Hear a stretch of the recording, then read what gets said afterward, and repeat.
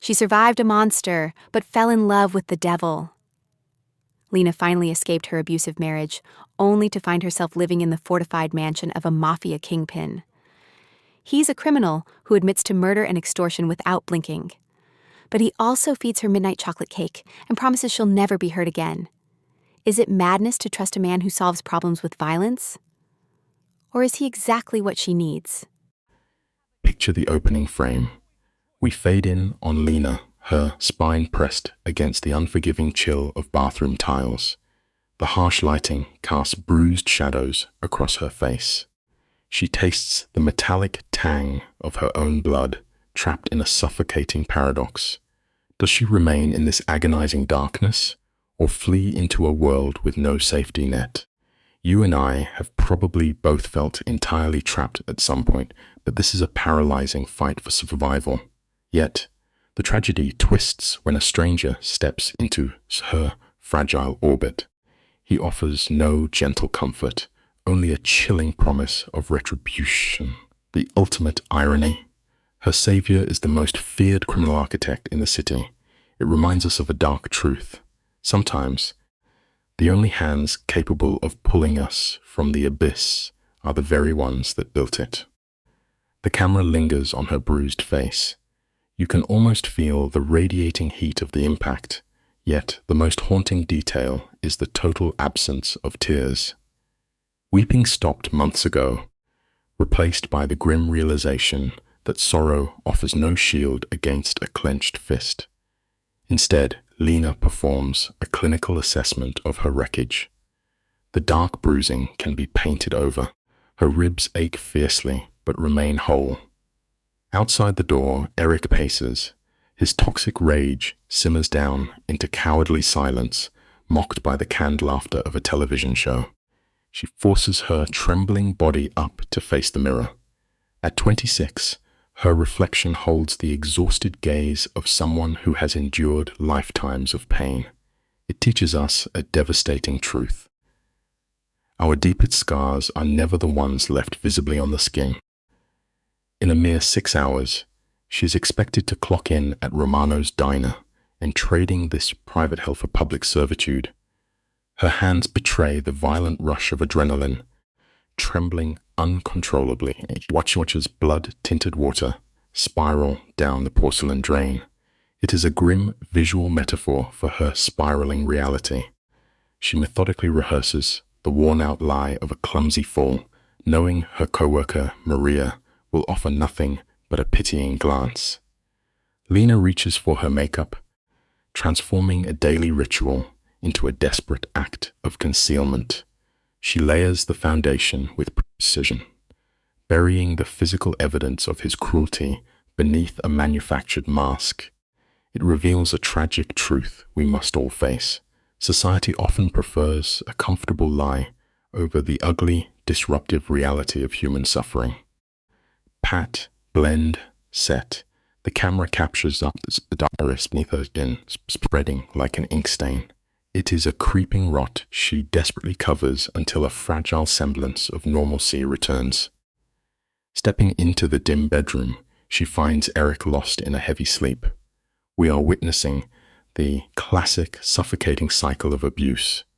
By morning, he will perform the role of the remorseful partner, pouring coffee and offering a hollow apology. Lena will accept it, paralyzed by the dread of what happens if he stops pretending to be human. Stick with me, because this brings us to a necessary life lesson. Accepting a counterfeit apology never actually purchases genuine safety.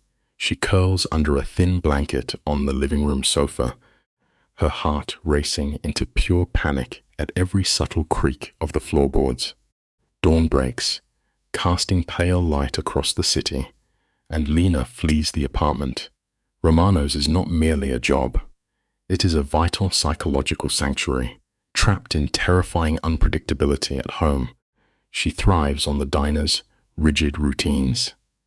The demanding patrons create a controlled space where every variable is safely known. Delivering endless breadsticks offers a numbing comfort, allowing her to disappear into the blur of motion. Stepping into the harsh fluorescent light of the kitchen, Maria reads the heavy powder on her face instantly. There are no probing questions, just the silent understanding of an unspoken burden. Sometimes, true empathy is not demanding the whole story. It is simply handing over the order pad so the fragile rhythm of life can carry on.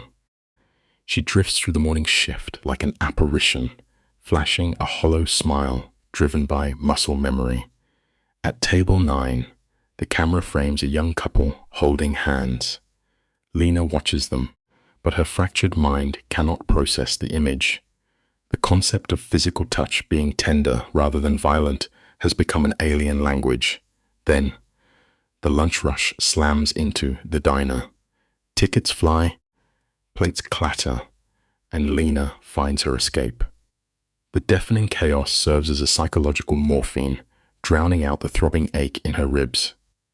Carrying steaming plates, she feels like a functioning person rather than a hostage counting down the hours. True survival often means finding your sanctuary in the noise. She remains perfectly grounded in the rush, right up until Maria frantically grabs her arm. Section 2, Table 11, Heavy hitters, Maria whispers, her voice trembling with genuine dread. The owner has just comped their wine, a desperate gesture of submission he never makes. The camera pans over. Lena spots 3 men in tailored suits that whisper of obscene wealth and violent power. 2 of them carry that arrogant menace typical of syndicate muscle. But the third man is different. He sits with a terrifying stillness, projecting a dark aura of control that lowers the temperature of the room. "I will handle it," Lena breathes. Approaching the table as if walking to the gallows, she knows how to manage arrogant men. Smile tight, pour the drinks, and survive the shift. She clicks her pen, locking her fractured self behind a polite mask. "Good afternoon, gentlemen. I am Lena." The polite greeting dies in her throat the moment the quiet man looks up. His dark gaze locks onto hers, conducting a forensic examination of her soul. "Water," he murmurs, his voice a low rumble of absolute authority. Lena nods mechanically, her pen scratching aimless lines across the paper. The other men speak, the sound dissolves into white noise. She feels his scrutiny dismantling her defenses. Catching her reflection in the glass, she confirms the bruise is perfectly hidden. So why does she feel entirely exposed? You and I must recognize that men like Adrian Castellano do not just glance at the world. They dissect it. We often think our masks are impenetrable, but to someone who lives in the shadows, hidden pain is the loudest thing in the room. Adrian Castellano is a man who can identify a lie from a mile away. He wields fear as his primary currency, and the moment he looked at Lena, he tasted the suffocating terror radiating from her. "She is pretty," his enforcer Marco chuckles, a brute built for shattering bones rather than reading a room. "Focus on your food," Adrian commands, his icy tone freezing the table instantly. His attention remains violently tethered to Lena. He observes her practiced movements as she clears the table, yet his sharp eyes catch the agonizing stiffness in her shoulders. It is the distinct, fragile posture of a body nursing fresh trauma. This cinematic observation gives us chilling proof of a universal truth. We never truly know the brutal, private wars people are fighting behind closed doors. We have all encountered that illusion, haven't we? The heavy foundation blended with the desperate precision of someone merely trying to survive the day. Adrian recognizes it instantly. Within his violent empire, brutality is the primary language, and he has witnessed that bruised mask 1,000 times. Yet, observing it on this fragile waitress triggers a profound disruption in his hardened psyche. No, nothing interesting. He lies to his lieutenant, ignoring his meal. His focus is entirely locked onto Lena across the crowded diner. She is actively attempting to shrink into invisibility, but his mind absorbs every tragic detail. He notes her trembling hands, the hesitant steps, the heartbreaking caution of a woman terrified of breathing too deeply against a cracked rib. He catches the exact fraction of a second when she realizes she is being observed.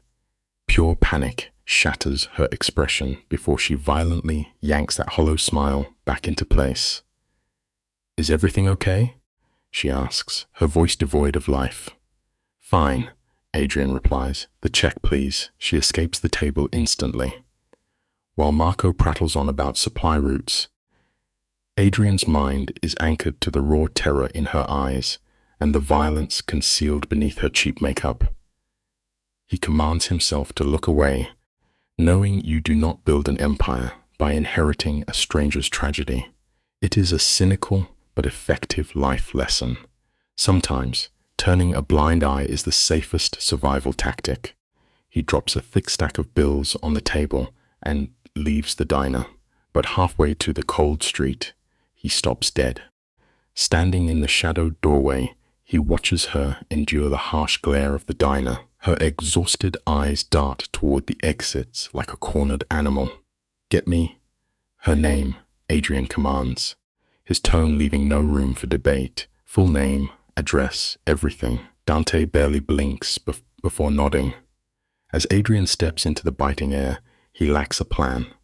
He only knows that abandoning this woman to her shadow is no longer a choice.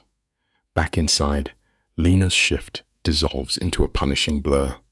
Clearing his table, she discovers $200 resting on a $70 bill. She assumes it is merely an arrogant display of power. But stick with me here, because true intervention rarely arrives gently. That stack of cash is not just a heavy tip. It is the opening move of a bloody vendetta. Let's look at this frame by frame, shall we? The diner was a blur of clattering plates, but the silent man in the corner shifted the room's gravity. Lena shoved her crumpled tip money into her faded apron, keeping her eyes on the floor. His heavy gaze felt like it could peel back her skin and expose the violent secrets she buried daily. By midnight, the hidden bruises across her ribs flared up, hot and agonizing. Her painkillers were long gone. In the flickering light of the staff bathroom, she absolutely refused to face the mirror. Later, on the night bus, she pressed her pounding forehead against the freezing glass. The saddest truth about surviving hell is that when fighting just to breathe, simply dreaming of a quiet life feels like an impossible luxury. Lena watched the blurred neon signs bleed into the dark, craving the privilege of ordinary misery. A screaming boss would be a dream compared to mapping out physical exit strategies in her own kitchen. Her decaying apartment building loomed ahead like a jagged concrete cage. Every agonizing step up that narrow stairwell was a fresh war against her fractured ribs. The hallway smelled of stale tobacco and silent defeat. But the moment her key scraped the metal lock, the blood in her veins froze solid. Eric was in there. The suffocating pressure of his waiting rage bled out under the doorframe. Sometimes the deepest scars we endure are invisible, teaching us a brutal lesson. True terror rarely roars. Most often, it just sits perfectly still in the dark, waiting for you to walk inside. "You're late." The words drifted out of the unlit living room, unnervingly calm. Eric wasn't screaming yet. He was setting the stage for the nightly performance.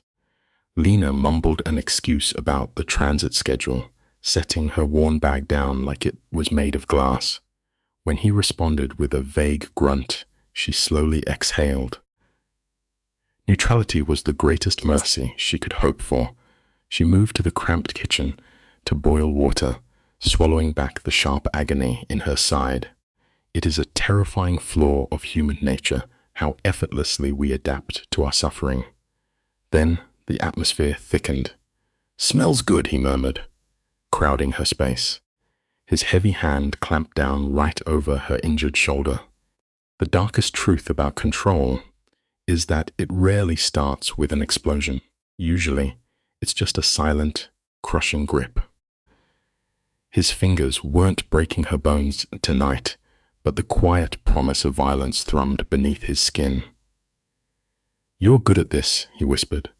Lena kept her eyes glued to the boiling water, forcing out a hollow "thank you." Then came the sickening pivot. He apologized for the night before, deploying that manufactured tenderness he used to buy a cheap pardon. He swore he never meant for things to escalate. The sheer audacity made her want to hurl a plate at the wall. Flinging someone against a sink is never an accident, but survival in a cage demands absolute submission to the script. She nodded and said it was fine. The most painful reality of living with a monster is learning that fighting for your dignity is a luxury that only gets you destroyed. Eric tightened his grip to broadcast a chilling reminder. He could shatter her collarbone any time.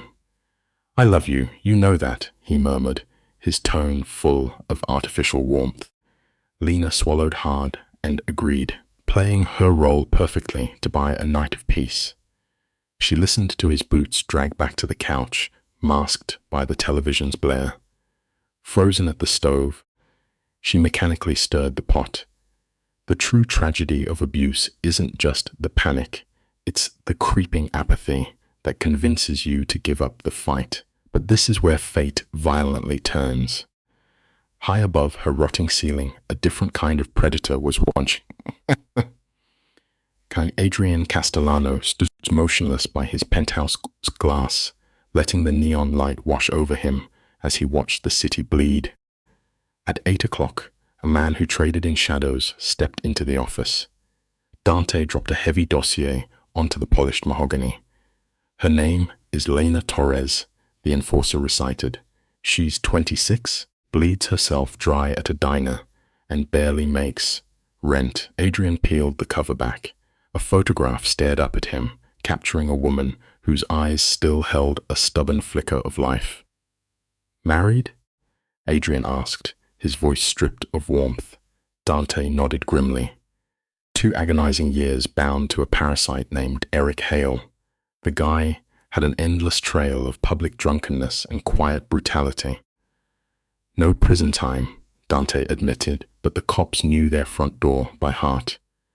The bitter lesson is that the law is often a paper shield, entirely useless against the monsters who share your own home. 5 emergency calls, 0 actual consequences. Adrian stared at the ink, absorbing the system's failure. It is a tragic reality we rarely admit.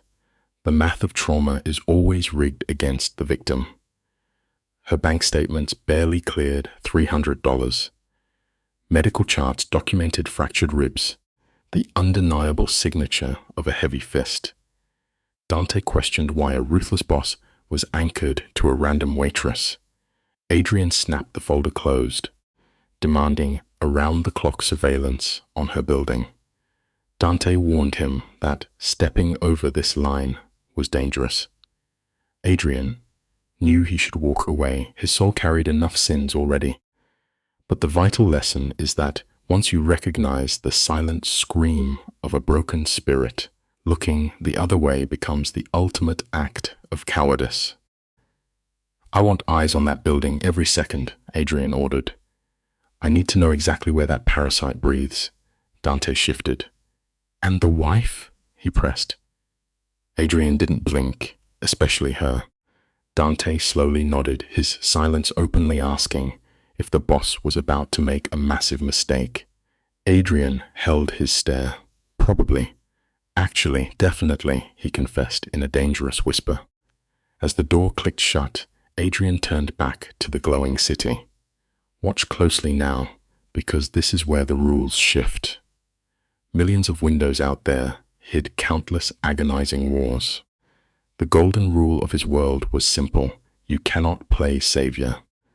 The harshest truth of life is that stepping up to pull someone out of the dark almost always guarantees you will damn yourself in the process. Yet some choices are beautifully worth the ash they leave behind. Adrian poured 2 fingers of scotch, letting the burn ground his mind. He couldn't shake the image of those violent shadows painted across a stranger's ribs. He had built his empire on freezing logic. In his world, mercy was a fast pass to a shallow grave. But here is the profound reality we all confront. Our defining choices are never calculated by reason. They are forged in the quiet dark, driven by what our conscience refuses to ignore. 72 hours later, Lena was rushing between tables when that heavy phantom pressure dropped onto her spine again. The hairs on her arms stood up. She spun around, bracing for a hit, only to find a diner full of oblivious strangers. The unseen watcher had returned. Lena tried to scrub the paranoia from her mind, but the sensation clung to her like a wet coat. Invisible crosshairs were tracking her every move. She blamed her battered nervous system. When you share a bed with a human landmine, sleeping with your shoes on just in case you need to bolt, your brain hallucinates danger. But beneath the panic, a fractured part of her wondered if someone was actually looking out for her. It is a devastating measurement of human despair when the idea of a stalker feels more like a rescue mission than a threat. By dawn, fresh surveillance photos hit Adrian's massive desk. The images documented a pathetic cycle of decay. The first shot captured Eric stumbling out. 2 hours later, the parasite was already slumped in a rotting tavern. The photos revealed Eric among other bottom feeders. By late afternoon, he staggered back to his cage, primed for violence. But the evening shots made Adrian's jaw lock. He watched Lena step into the cold, cheap concealer, failing to hide her bruises. He saw her return, and at midnight, carrying the weight of the sky, the window illuminated, and 20 agonizing minutes later, the lights cut out. The camera couldn't penetrate that darkness, but Adrian's mind painted the brutal reality. Dante questioned how an unemployed addict afforded his poison. Her tips, Adrian answered, his voice dropping below freezing. The cruelest irony of abuse is that the victim is forced to finance the very weapons used to break their own spirit. He bleeds her dry, Adrian whispered, his fingers tracing the glossy paper. You and I are going to watch this unfold together. There she was, at a grocery store, counting change for bread, shivering at a bus stop. In every snapshot, her hollow eyes darted backward, anticipating the monster in her shadow. Dante casually offered to go have a conversation with the husband. We all understand that translation of Underworld diplomacy. It ends with shattered teeth. Not yet, Adrian instructed. When pressed for a strategy, the boss offered only silence. He was disgusted by the quiet machinery of domestic terror society ignores. I am working on it, he murmured. The ultimate truth of absolute power is that the second a violent solution locks into your mind, the trigger is already pulled. Let us unpack Adrian's cold strategy together. He built his underground empire by locating a weakness and erasing it. The game plan is identical here, but the trick is saving this bruised woman without morphing into the exact monster she fears. She cannot trade a domestic cage for a mafia prison. Adrian quietly orders his enforcer, Dante, to track the parasites her husband drinks with. Dante asks if the girl realizes they are watching. Adrian murmurs that she will figure it out soon enough. He locks his heavy files away and stares at the neon city below. The people on the street remain totally oblivious that the men in high towers are making silent moves to rewrite their destinies. It just goes to show the most profound changes in our lives often happen when we are looking the exact opposite way. Miles away, Adrian studies the dark skyline, his mind anchored to Lena. He knows she is trapped, covering fresh bruises and rehearsing hollow stories to protect the man destroying her spirit. For a boss, the question is never if he can step in. The mystery is whether she will allow herself to be saved. The next morning, Lena is filling salt shakers when Maria slides into the diner booth, asking if they are going to keep pretending this is normal. Lena whispers that everything is fine, but Maria refuses to ignore the heavy concealer and the constant flinching. Lena just stares blankly at the worn wooden table, hands trembling slightly. The simple lesson is that the denial might shield your fragile pride, but it will never actually heal your deep wounds. Staring at the salt is far easier than making eye contact. That genuine concern is a warmth Lena cannot handle. She mumbles that things are complicated, but Maria pushes back, reminding her that real friends do not just watch you get destroyed. How can Lena articulate that walking out is a death sentence? She already tried to escape once. Her husband hunted her down, and the brutal retaliation kept her locked in a room for a week. She learned that running only makes the monster twice as vicious, so Lena lies, claiming she has it all under control. Maria stays quiet, then reaches across the table to grip her hand. It is a harsh reality, but sometimes a quiet act of unwavering support is the exact anchor keeping a person from drowning in their own terror. You and I have probably both known someone trying to force a smile through a living nightmare. Maria leans closer and drops a massive bombshell. She tells Lena that she used to have a sister, past tense.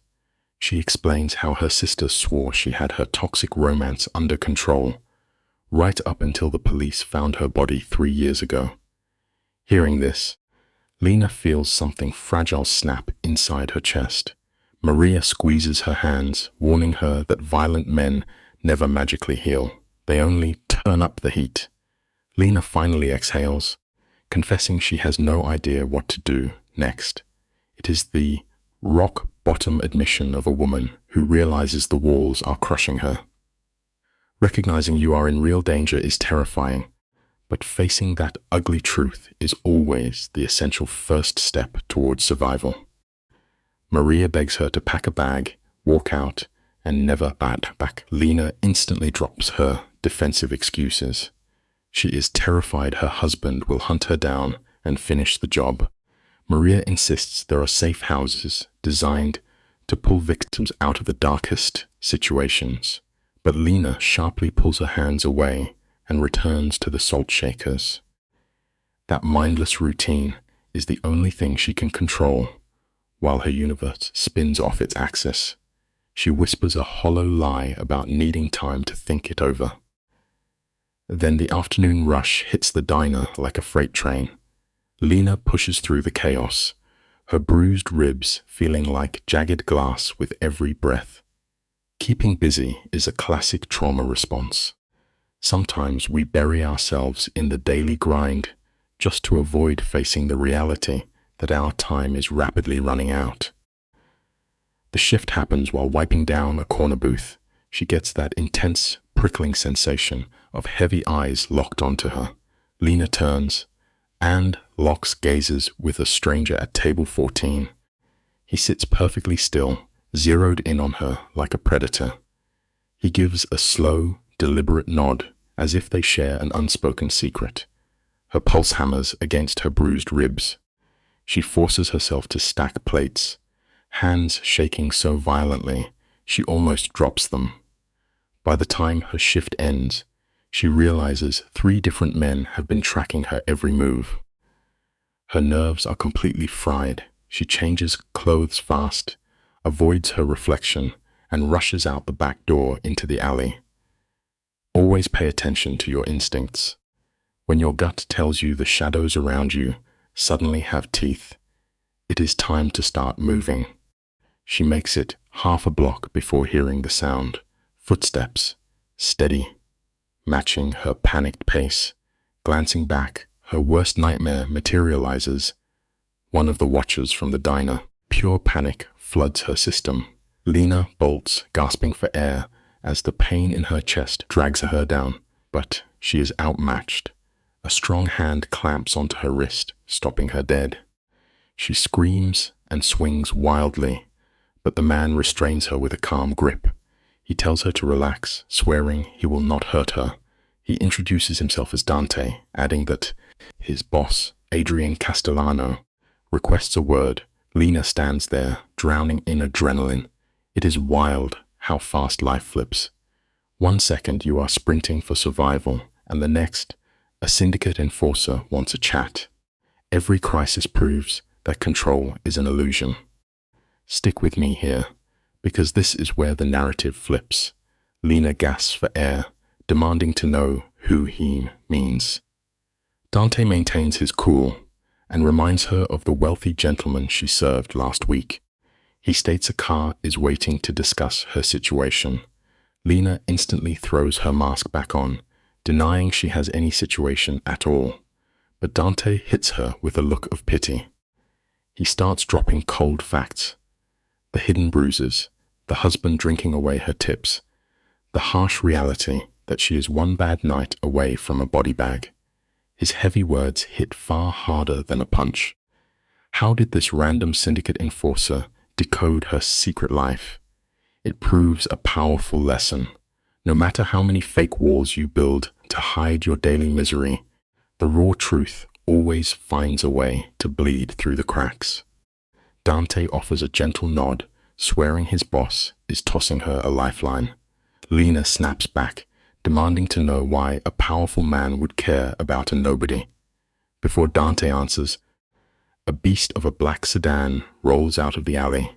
The door pops open, and Adrian Castellano steps onto the pavement. He moves like a predator who owns the streets, wearing a suit worth more than her life. But here is the fascinating detail. His dark eyes hold a heavy, ancient sorrow. He says her name with gravity and apologizes for the ambush. When she accuses him of stalking her, he does not even attempt to spin the narrative. He simply looks her dead in the eye and says yes. Total ownership, but honesty is wild.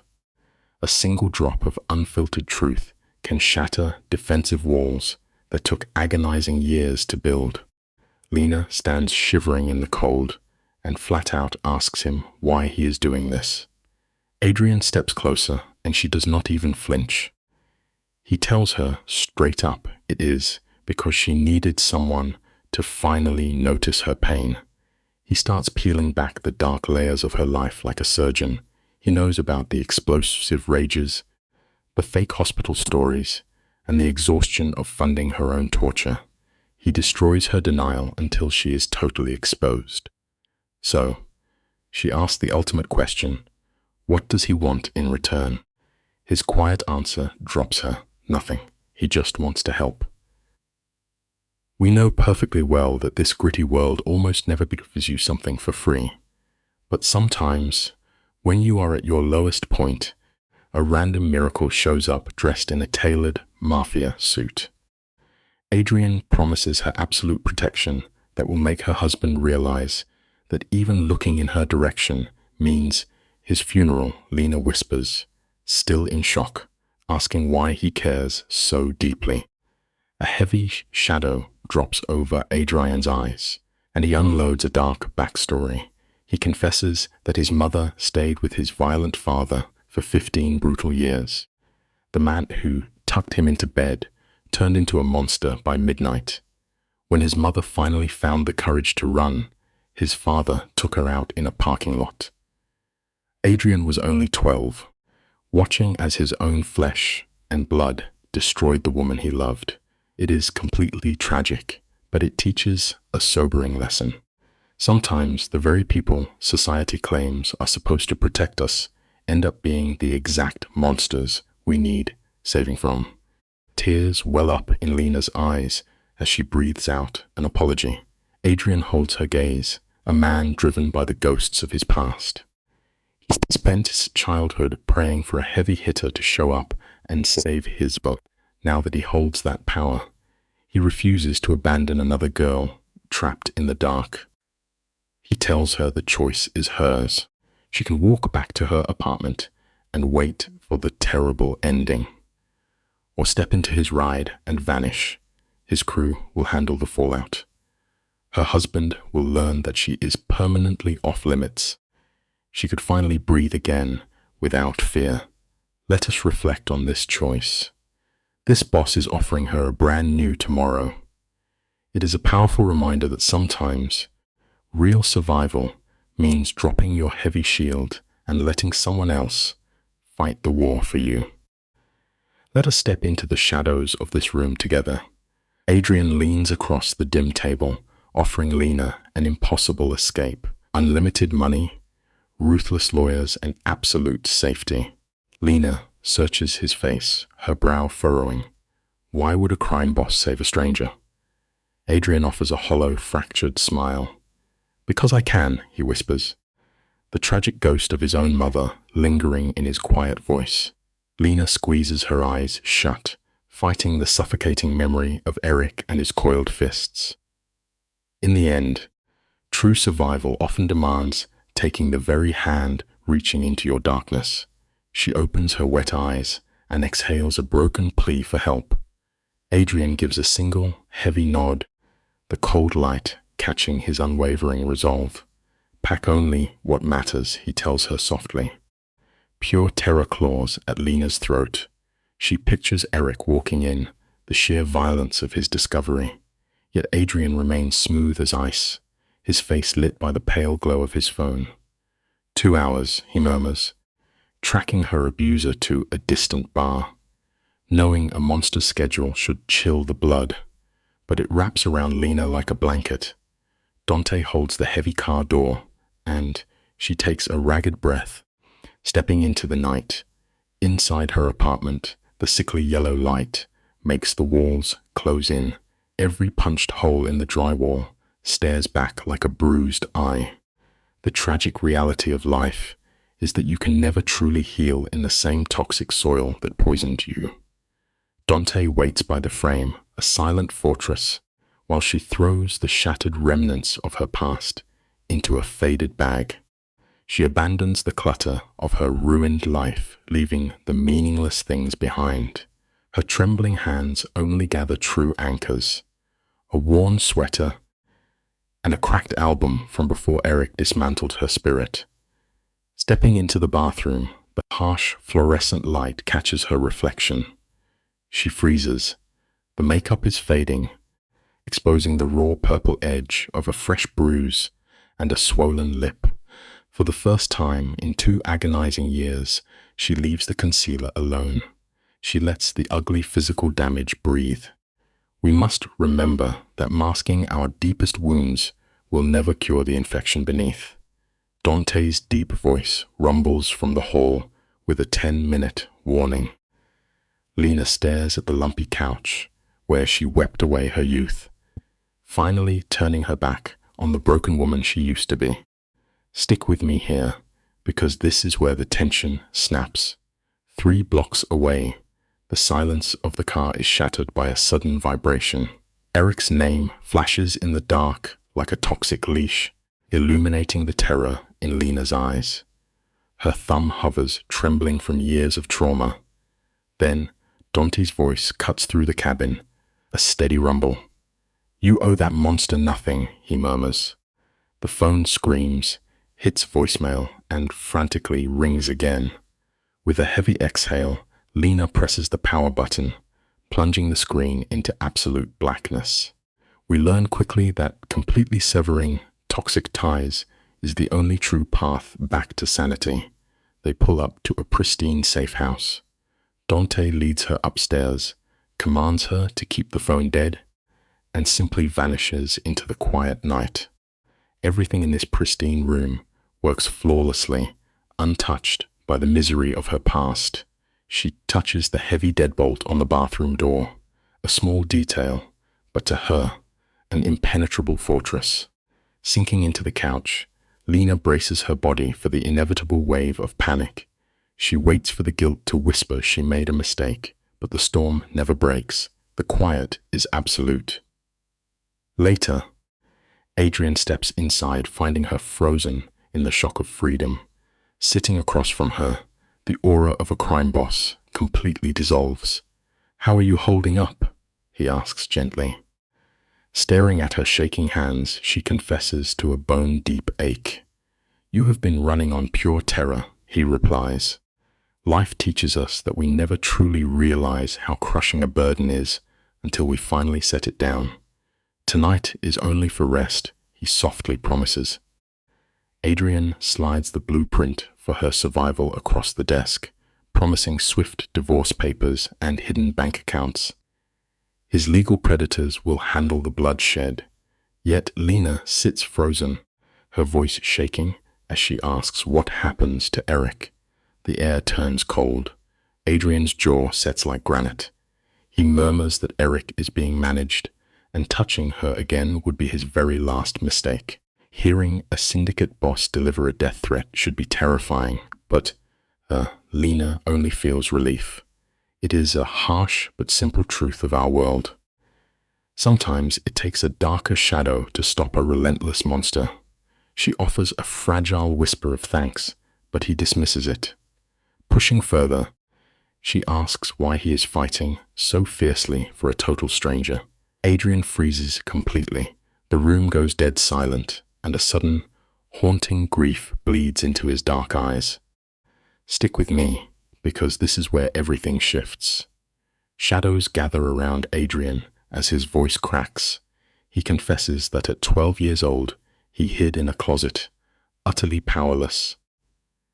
Listening to his father take his mother's life, his massive underworld empire, means nothing if he cannot pull someone else from that nightmare. Lena sits in stunned silence. She expected a cold kingpin, not a man bleeding from childhood wounds. It shows us that our deepest traumas often forge our truest purposes.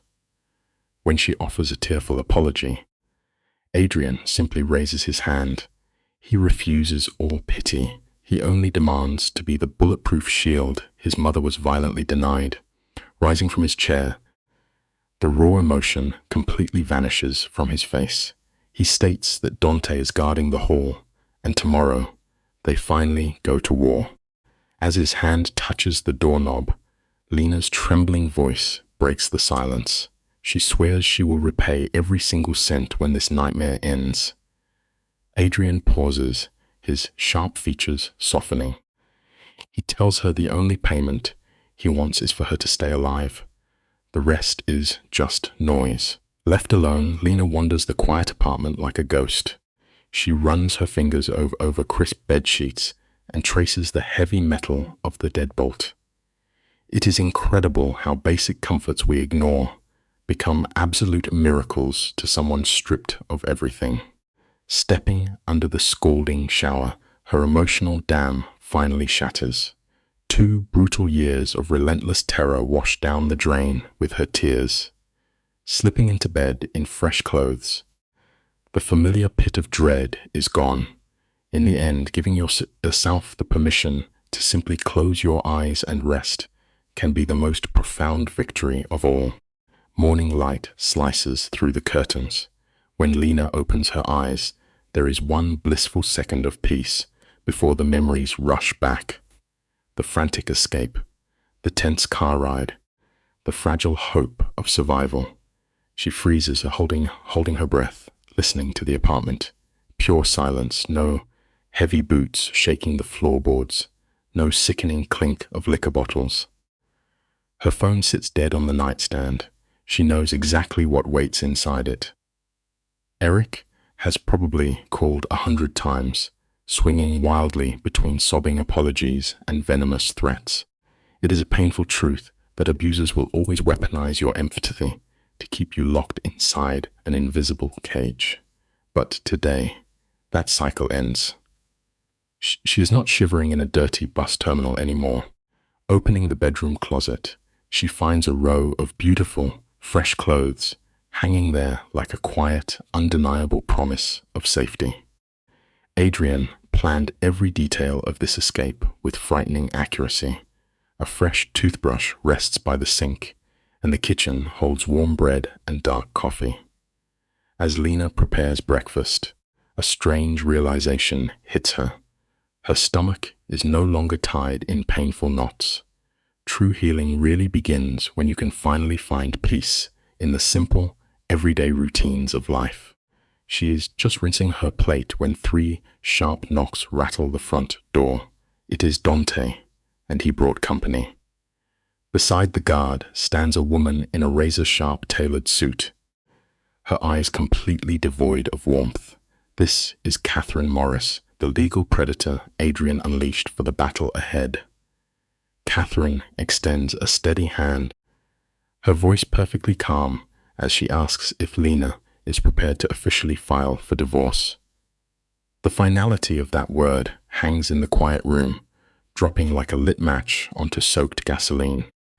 You and I are about to watch this tragedy unfold.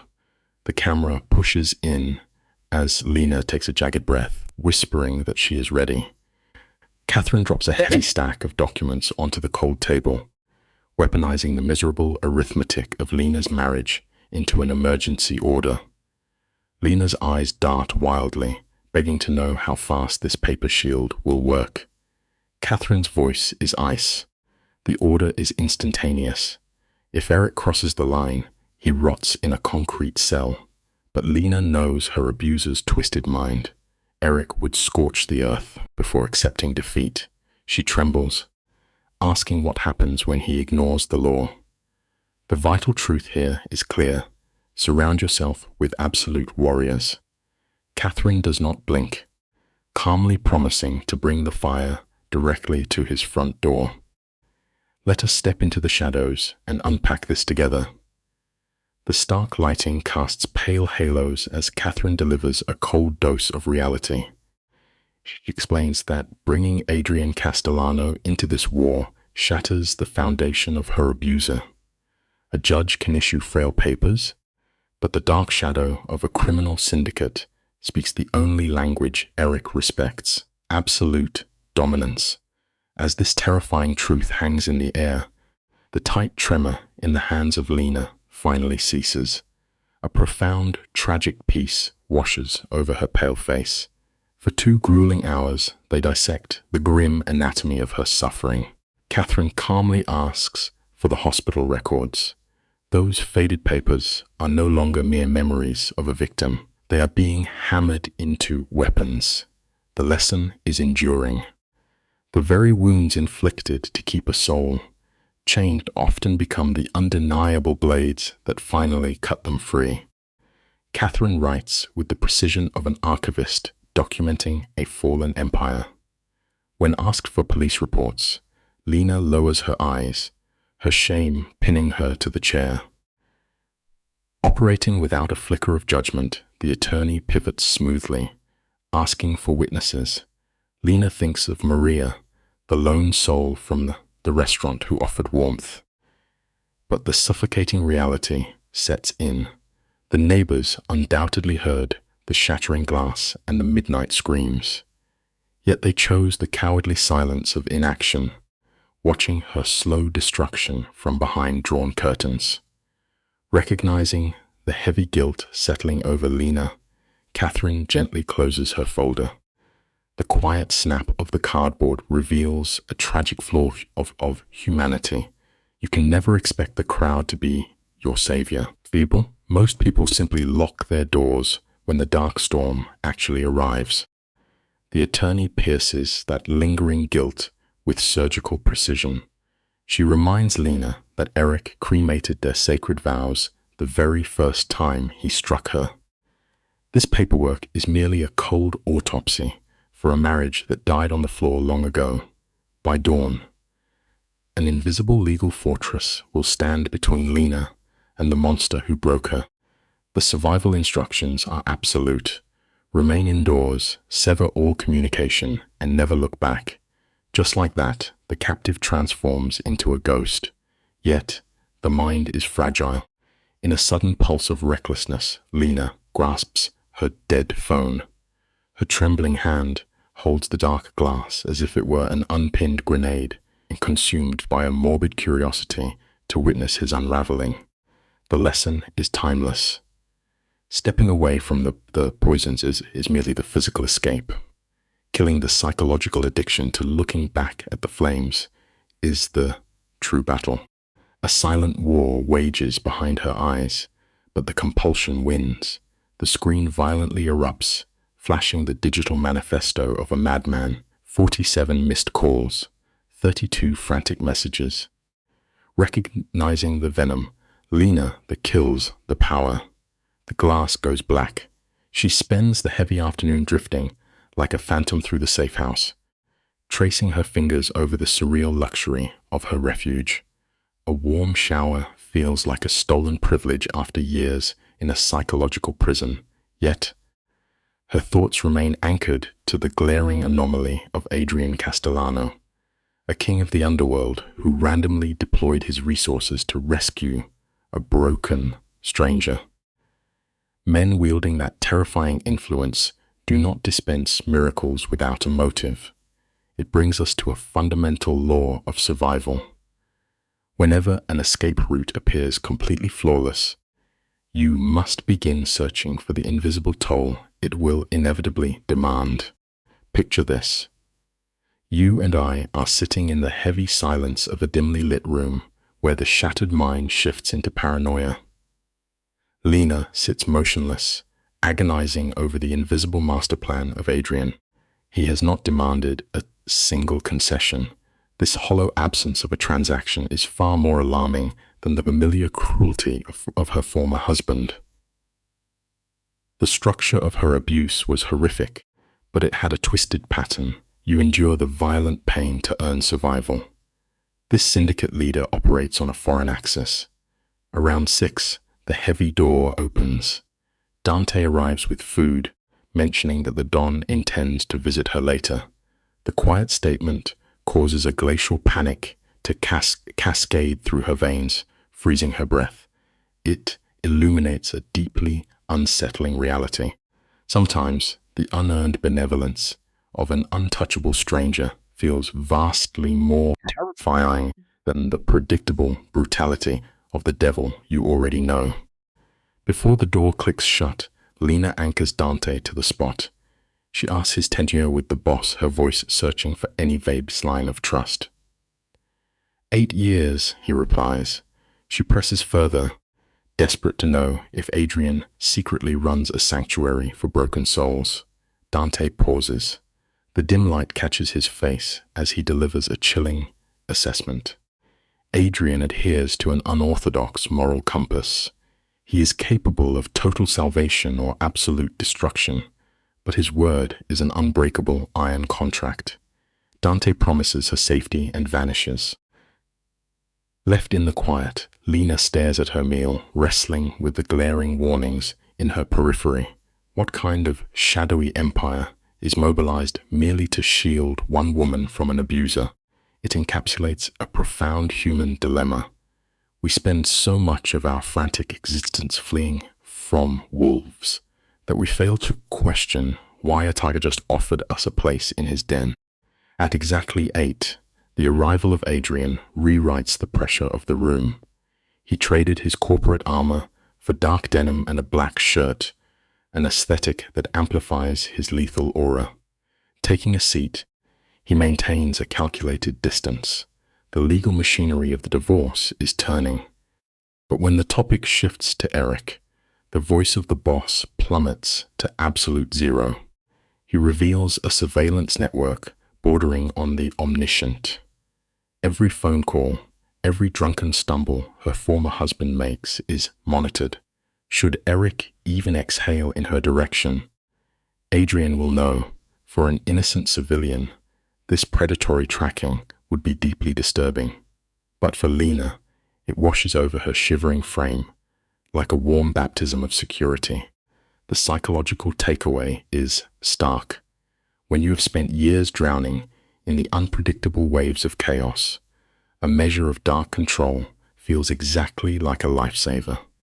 The tension fractures, and Lena snaps. Her voice trembles as she demands to understand the architecture of a man who manipulates the underworld like a puppet master. Adrian becomes perfectly still. The cold gears of calculation are visible before he removes his diplomatic mask. He openly confesses to ruling a sprawling empire, a hybrid of legitimate enterprises and operations buried in the dirt. When Lena labels him a criminal, he absorbs the word without a flinch. He prefers the term businessman, one who bypasses inconvenient legislation. He lowers his voice, asking if proximity to his darknesser will send her fleeing. Instead of fear, Lena remembers the apathetic police officers who repeatedly left her broken. It forces us to confront a bitter reality. High morals and playing by the rules mean absolutely nothing when the designated good guys continuously leave you bleeding on the floor. Weighing the failure of the institutions meant to protect her, Lena lifts her chin and Ismate's dark gaze. She states that his status outside the law is completely irrelevant. A fleeting smile alters the stoic expression of the crime lord. He admits his surprise that she bypassed the expected moral condemnation. Lena is exhausted by the empty theater of the high ground. She followed every legal avenue, only to find the law actively shielding her abuser. She delivers a devastating truth. This Shadow King provided more genuine sanctuary in 2 days than the forces of justice managed in 2 years. Adrian remains silent, studying the profound depths of her resilience. The moment reveals a deeply uncomfortable truth about survival. The morally righteous path and the legally correct avenue are rarely the same road. Sometimes your only ticket to salvation arrives wearing the mask of an absolute villain. The heavy atmosphere settles into silence. Stick with me, because this is where the dynamic truly shifts. Lena asks the essential question: what exactly is his strategic objective? Adrian answers with the chilling detachment of a tactician. They will file the documents, deploy the order, and observe the fallout. Lena voices her deepest fear, asking what happens if Eric descends into violent madness. Adrian does not blink. He coldly promises that their retaliations will simply escalate the threat. Before he exits, Lena asks the question haunting her logic in a city of 1 million browned lives. Why did he elect to save hers? The untouchable crime lord physically freezes. For a fragile moment, the mastermind looks entirely unmoored, unable to intellectualize his own sudden mercy. It highlights a profound reality. We constantly try to force logic onto a chaotic universe, but the most massive connections are born from pure, irrational instinct. In the dim light, the armor of the boss finally cracks. He confesses to observing her at a restaurant, noting the paralyzing terror concealed behind her fragile smile. In that moment, something within his hardened psychology fractured. The option of walking away ceased to exist. Watching his vehicle dissolve into the shadows, Lena confronts the reality that her fate is tethered to a sovereign of the underworld. Paradoxically, this brings a deep sense of security. But the harsh dawn shatters that peace. Catherine calls, delivering the definitive update. The judge authorized the documents, and the police have officially served Eric. Immediately, a visceral dread twists her stomach into a knot. The dark storm has officially arrived. Let us absorb an essential truth together. The precise second an abuser comprehends the evaporation of their control is the exact moment their capacity for violence reaches its terrifying zenith. The police gave Eric a clear ultimatum: violate the order, face jail. But as the phone goes dead, a horrifying realization crystallizes. Tyrants do not bow to paper mandates. A glacial dread locks Lena's joints. Notice that suffocating shift in the room when a storm upgrades its severity. Eric would never passively sign away his possession. Within his corrupted mind, Lena is not a partner, she is property. The morning stretches into a psychological torture chamber. She tries to move, but his shadow suffocates her thoughts. By midday, Dante knocks with grave updates, bringing a brutal reality into focus. Escaping the physical grip of a toxic environment is never the true conclusion. It is only the terrifying prologue to a vastly more dangerous war. Dante drops a bag on the table, his face completely hollow. He delivers the crushing blow. Eric is actively hunting her, squeezing the city's ghosts for any trace. Lena feels her throat turn to ash. Dante calls her ex predictable, but raw panic rejects logic. Suddenly, the landline violently shatters the room's dead silence. The camera lingers on Lena staring at the receiver. Nobody has this number. On the fourth ring, her trembling hand lifts it. It is Eric. Slurring and unhinged, he demands answers about the papers. She begs to know how he found her, but he just barks a cold order to come home. Here is a chilling truth for us all. The scariest monsters never hide under the bed. They are the ones who spent years memorizing the exact architecture of your deepest vulnerabilities. Watch closely how the abuser operates. Eric begins a fabricated apology tour, swearing they can fix everything, but Lena's jaw tightens, declaring it permanently over. His response is a chilling laugh that strips away his mask. He hisses that she does not make the rules, his tone hitting that dangerous pitch that precedes bloodshed. He claims she is his property. Dante slips into the room, gesturing to cut the line. Finding a spark of defiance, Lena tells Eric to stay away and slams the receiver down. When it rings again, Dante steps forward and rips the cord straight out of the drywall. They traced the burner. True courage is never the absence of fear. It is having the sheer willpower to hang up while the devil is still actively trying to brainwash you. The trace points to Eric's territory. Dante drops into a cold, mechanical state of pure business, ordering her to pack immediately. They are relocating to Adrian Castellano's personal estate, a fortified compound beyond the city limits. Lena is exhausted. She wants to plant her feet and fight, but Eric's unhinged threats still echo in her mind. Her hands tremble violently as she shoves clothes into a bag, while Dante barks tactical commands into his phone. Minutes later, they speed north in a black sedan, leaving the gritty city behind for a world of heavy iron gates. We must acknowledge a bitter truth here. When forced to flee a relentless predator, you rarely find true freedom. Sometimes, survival simply means trading your current nightmare for a beautiful cage with much heavier locks. The camera pans across an intimidating security perimeter. It radiates a silent message. The owner has the wealth to buy isolation and the muscle to enforce it. Dante guides her inside, where a housekeeper named Rosa waits.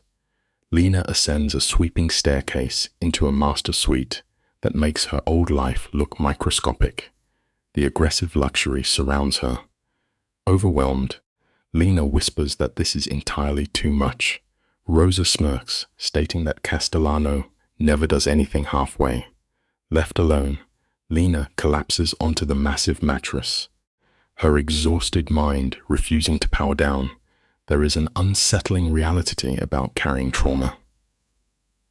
When you have spent your existence bracing for the next violent impact, stepping into a genuinely safe space feels exactly like walking into a carefully baited trap. Let us examine this psychological whiplash. 3 days ago, Lena was peeling herself off a freezing bathroom floor. Now, she sits inside a stronghold, guarded by a syndicate leader to escape a murderous husband. Adrian fills the doorway. His collar is loose, but his eyes are sharp as shattered glass. He promises this house is a vault. Lena trembles, warning that Eric will never stop. Adrian steps forward, his dark energy consuming the oxygen. He delivers a chilling promise. They will teach Eric what happens when you touch something belonging to Adrian Castellano. That extreme ownership should be a massive red flag. But here is the brutal reality of survival. Sometimes, you simply have to recruit a much larger monster just to keep the everyday wolves at bay. Watch how possession takes a different shape here. Unlike Eric's suffocating control, Adrian's possessiveness projects the heavy safety of a titanium shield. When Lena points out she does not belong to him, Adrian slowly nods. He explains that, in his violent world, keeping someone under his wing implies ownership to any rival foolish enough to test him. She asks what he plans to do to her husband. Adrian lets a heavy cinematic silence fall. He softly promises to show Eric how violently narrow his options truly are. He can sign the papers and vanish, or keep pushing and meet the demons in the dark. Lena realizes this man is prepared to destroy her abuser, feeling zero disgust and only profound relief. We all eventually learn this vital truth. A fist raised to lock you in a cage is fundamentally different from a sword drawn to protect your peace. Welcome to the midnight hour. You and I are about to step into the shadows of this story. Picture Lena, anxiety spiking as the camera circles. Adrian casually announces the takedown happens tonight. He treats Eric as a volatile variable requiring a preemptive strike. The room shrinks as Lena stares at this crime boss, begging him not to end her abuser's life. Shock registers in Adrian's cold eyes. Lena refuses to absorb that dark karma.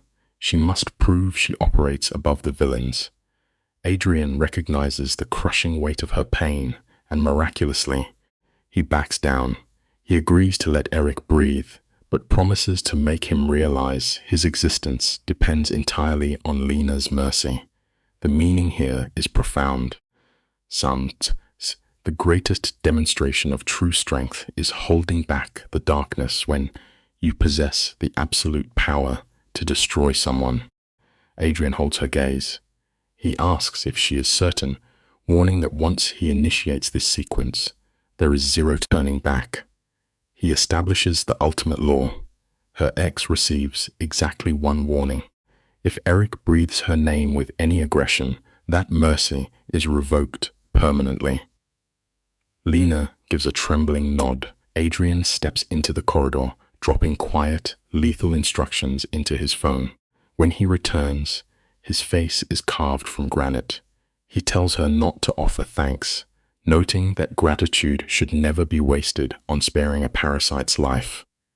But beneath that armor of ice, Lena recognizes a massive shift.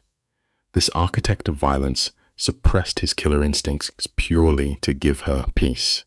Moved, Lena impulsively asks him to stay for dinner.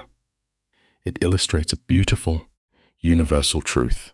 At our core, we all just desperately seek a safe harbor when the storm is raging outside. Let us step into this scene together, you and I. The dining room is swallowed by shadows, save for a single golden light over the oak table.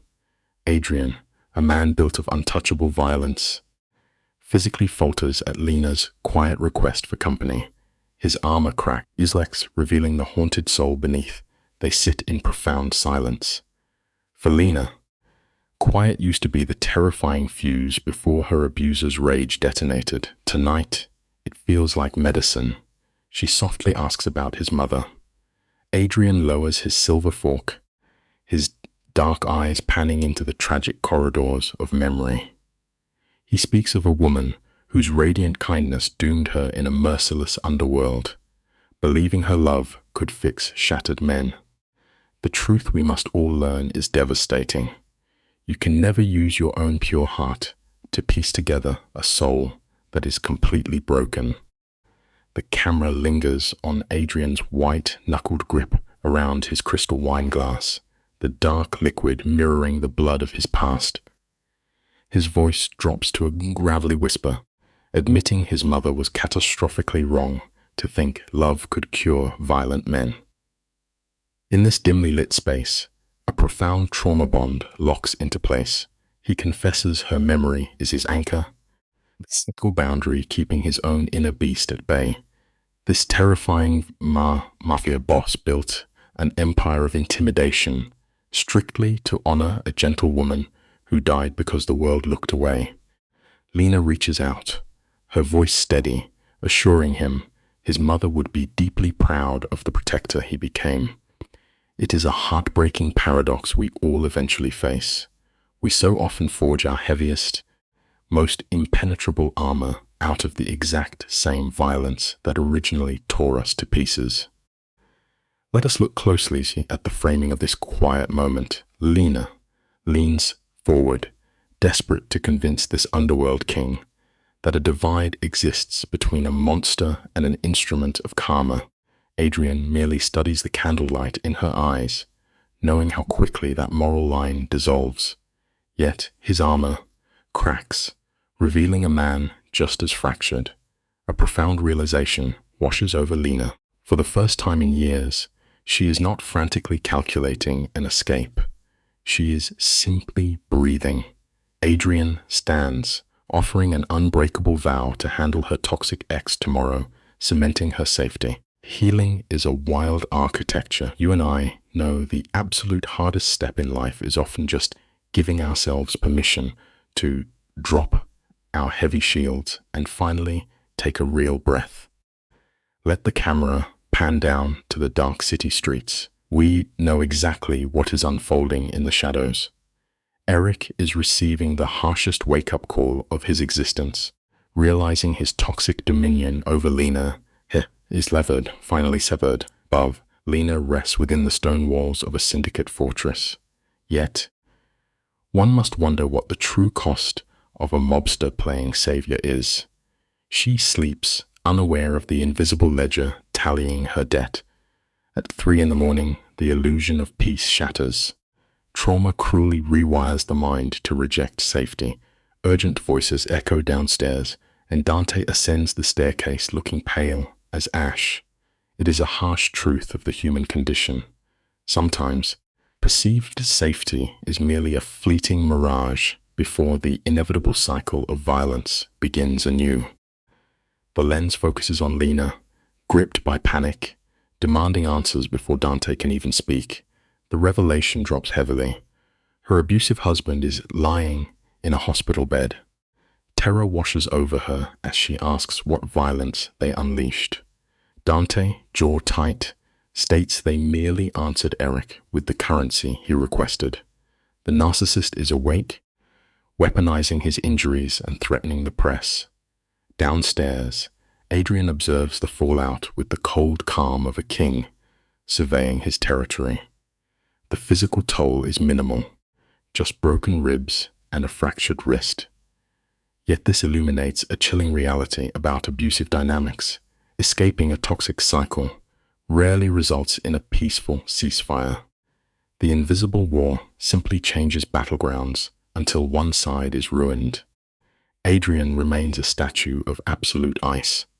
He explains the warning was administered exactly as planned.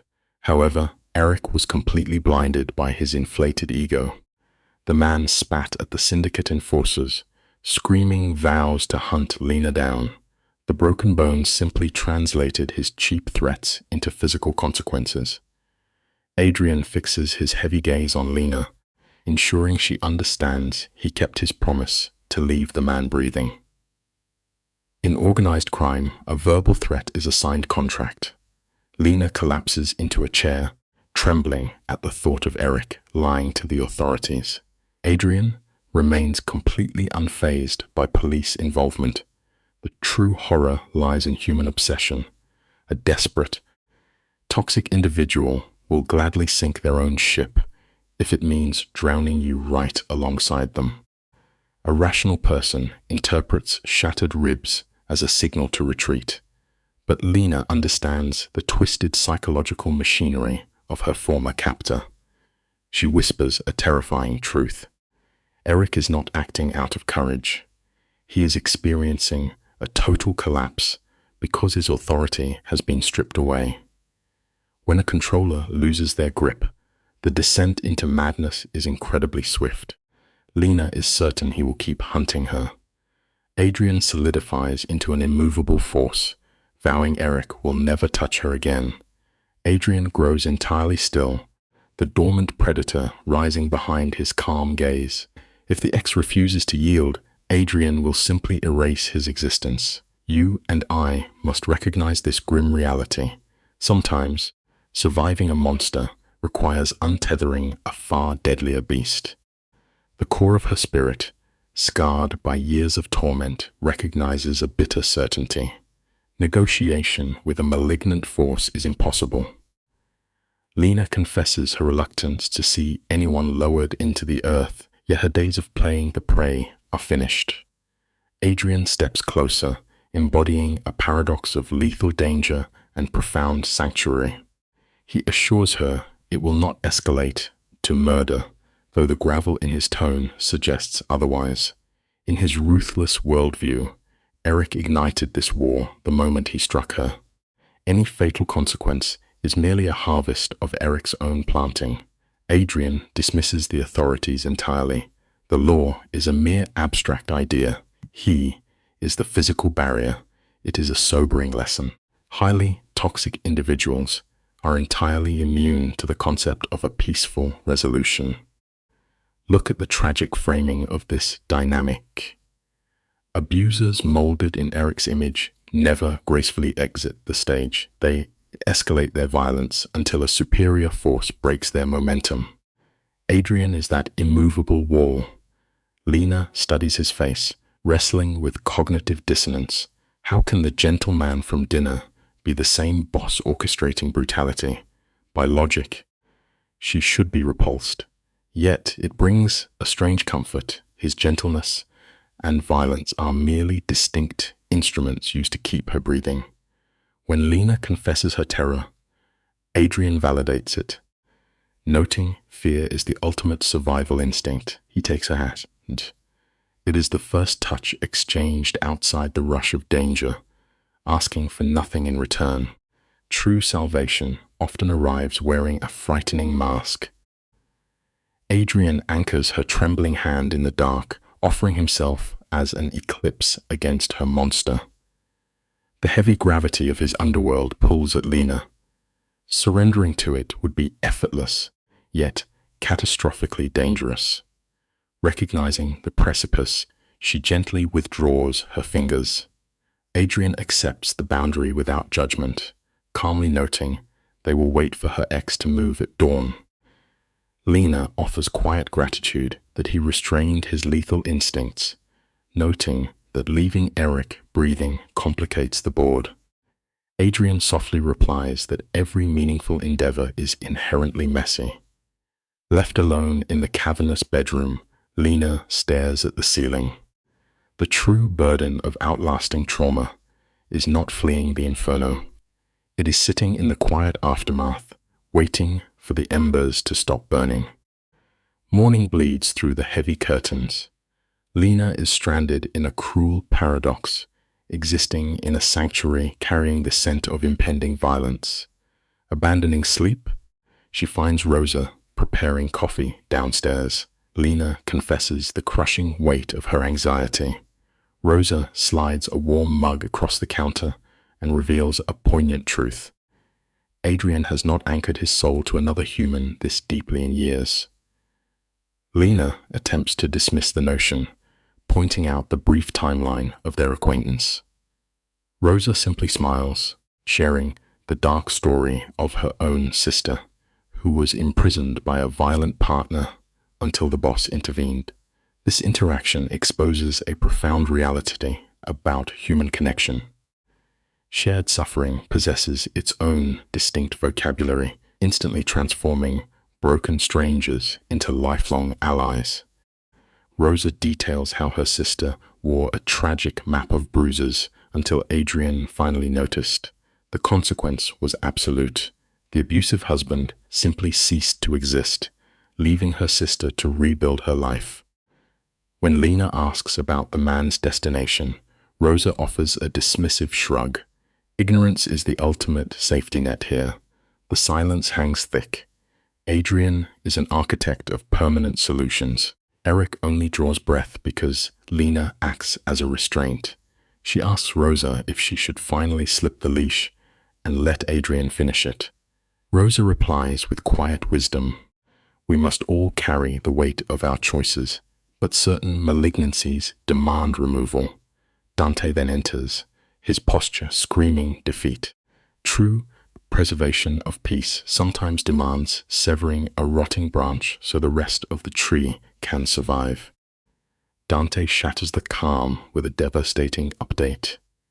Eric abandoned his hospital bed, slipping into the city to evade the syndicate. The silver fork drops from Lena's fingers as cold dread settles in her stomach. A cornered predator is drafting a counter-offensive. Dante confirms this fear, sliding a phone across the table to reveal Eric's digital warfare. The abuser is broadcasting a fabricated tragedy, claiming his wife was abducted. Lena begs to have the posts scrubbed, but Dante declines. Eric is constructing a digital shield. If he falls now, he becomes a public martyr. We must recognize this manipulative strategy. The most lethal tool a toxic individual wields is the ability to invert reality, erasing their own cruelty to crown themselves the tragic victim. You and I understand the desperate violence of a cornered animal, yet Adrian steps in, delivering a freezing dose of tactical logic. If Eric is allowed to martyr himself, using force to silence him only validates his fiction. The crime boss outlines a psychological checkmate. The strategy is to feed the abuser the exact scenario he craves, a highly controlled confrontation. Dante protests, unwilling to place Lena back in the line of fire, but Adrian sees the chessboard. Eric must witness Lena standing unbroken, a powerful visual that incinerates his false narrative. It is a vital lesson in surviving manipulation. Allowing an adversary the illusion of control is often the mechanism used to spring a flawless trap. Lena listens in absolute silence, her pulse racing against her ribs. Let us look at this opening shot together. The camera finds Lena, nausea, twisting her stomach at the thought of breathing the same air as her abuser. Yet the cold logic of Adrian's strategy is inescapable. She must tear down Eric's lies herself. She volunteers, words tumbling from her pale lips before her adrenaline evaporates. Dante protests, but Lena knows Eric's obsession will never simply fade. She locks eyes with Adrian, demanding he remain in the shadows as her guardian. They choose a crowded cafe, turning a public arena into a controlled stage. Here is a vital life lesson. Sometimes, the only way to strip a monster of its power is to drag it into the unforgiving glare of broad daylight. They will force Eric's violent truth into the open. The camera cuts to a dimly lit room. Dante maps the exits, while Adrian commands the psychological space. He understands violence, but prefers the chilling elegance of control. For Lena, the hours drag like rusted iron chains. She is terrified of the beast lurking behind Eric's constructed mask. By nightfall, she stands in the garden, trembling like a fragile wire in the wind. Adrian steps from the shadows, his voice a low rumble, asking if the weight of tomorrow is too heavy. She admits her terror, but knows she must face the monster. When she asks if Eric will hurt her, Adrian offers no sweet illusions. Here is a tragic but vital life lesson. Deeply fractured people will always crave the sick thrill of breaking someone else, just to feel a fleeting illusion of power. Notice the tight framing on Adrian's face. He explains Eric operates on a coward's logic. A violent spectacle would shatter his illusion. Lena's voice cracks, asking what if this underworld king is wrong. Adrian does not blink. He makes an unyielding vow, swearing Eric will never touch her. Her abuser had dismantled her trust. Yet staring into Adrian's dark eyes, Lena believes him. She accepts this orchestrator of shadows as her shield. When she confesses her terror, Adrian murmurs that stepping into the flames anyway is the purest form of courage. Here is a massive life lesson. Real bravery is not the absence of fear, but moving forward when your very soul is shaking. They attempt a quiet dinner, but the food tastes like dry ash before the coming storm. The lighting warms slightly as Adrian tries to build a bridge of normalcy, speaking of house renovations. Yet his intense gaze remains locked on her face, searching for cracks. She shatters the quiet with a devastating question. If tomorrow spirals out of control and he must end Eric to protect her, will he regret it? The camera lingers on the heavy silence. He will always regret violence, but protecting her, never. He strips away any illusion of being a righteous hero, confessing he carries sins that would rot an ordinary soul. He simply tries to be good to the few who matter. Here is a profound life lesson. Genuine loyalty means carrying the darkest burdens for the ones you truly cherish. She matters to him, and he will step into the dark with zero regrets. Let us pause and watch this delicate shift.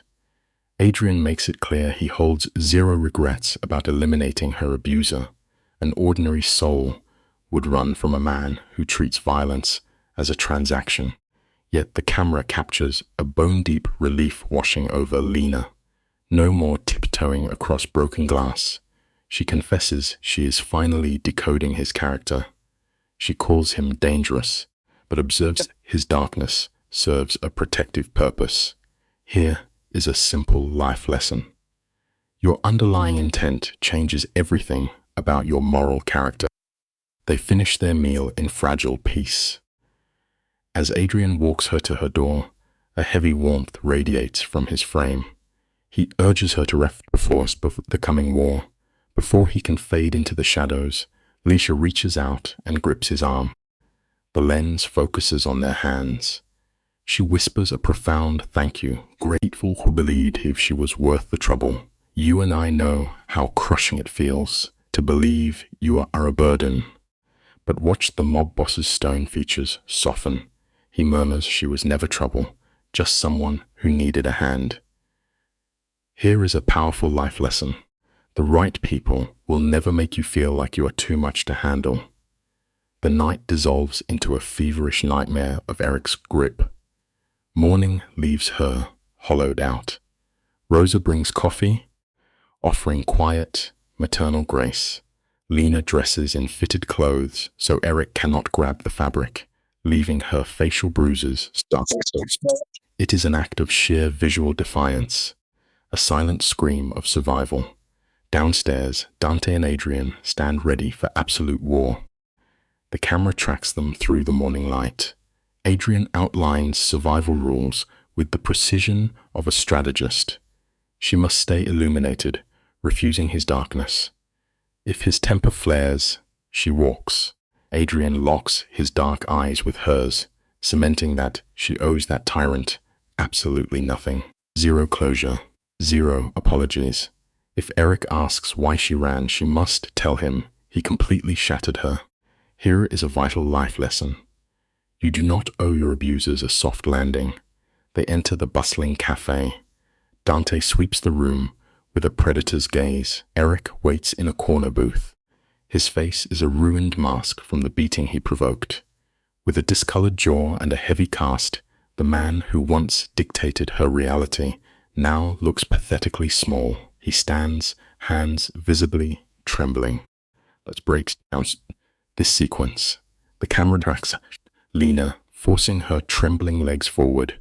She slides into the booth, locking eyes with her abuser without blinking.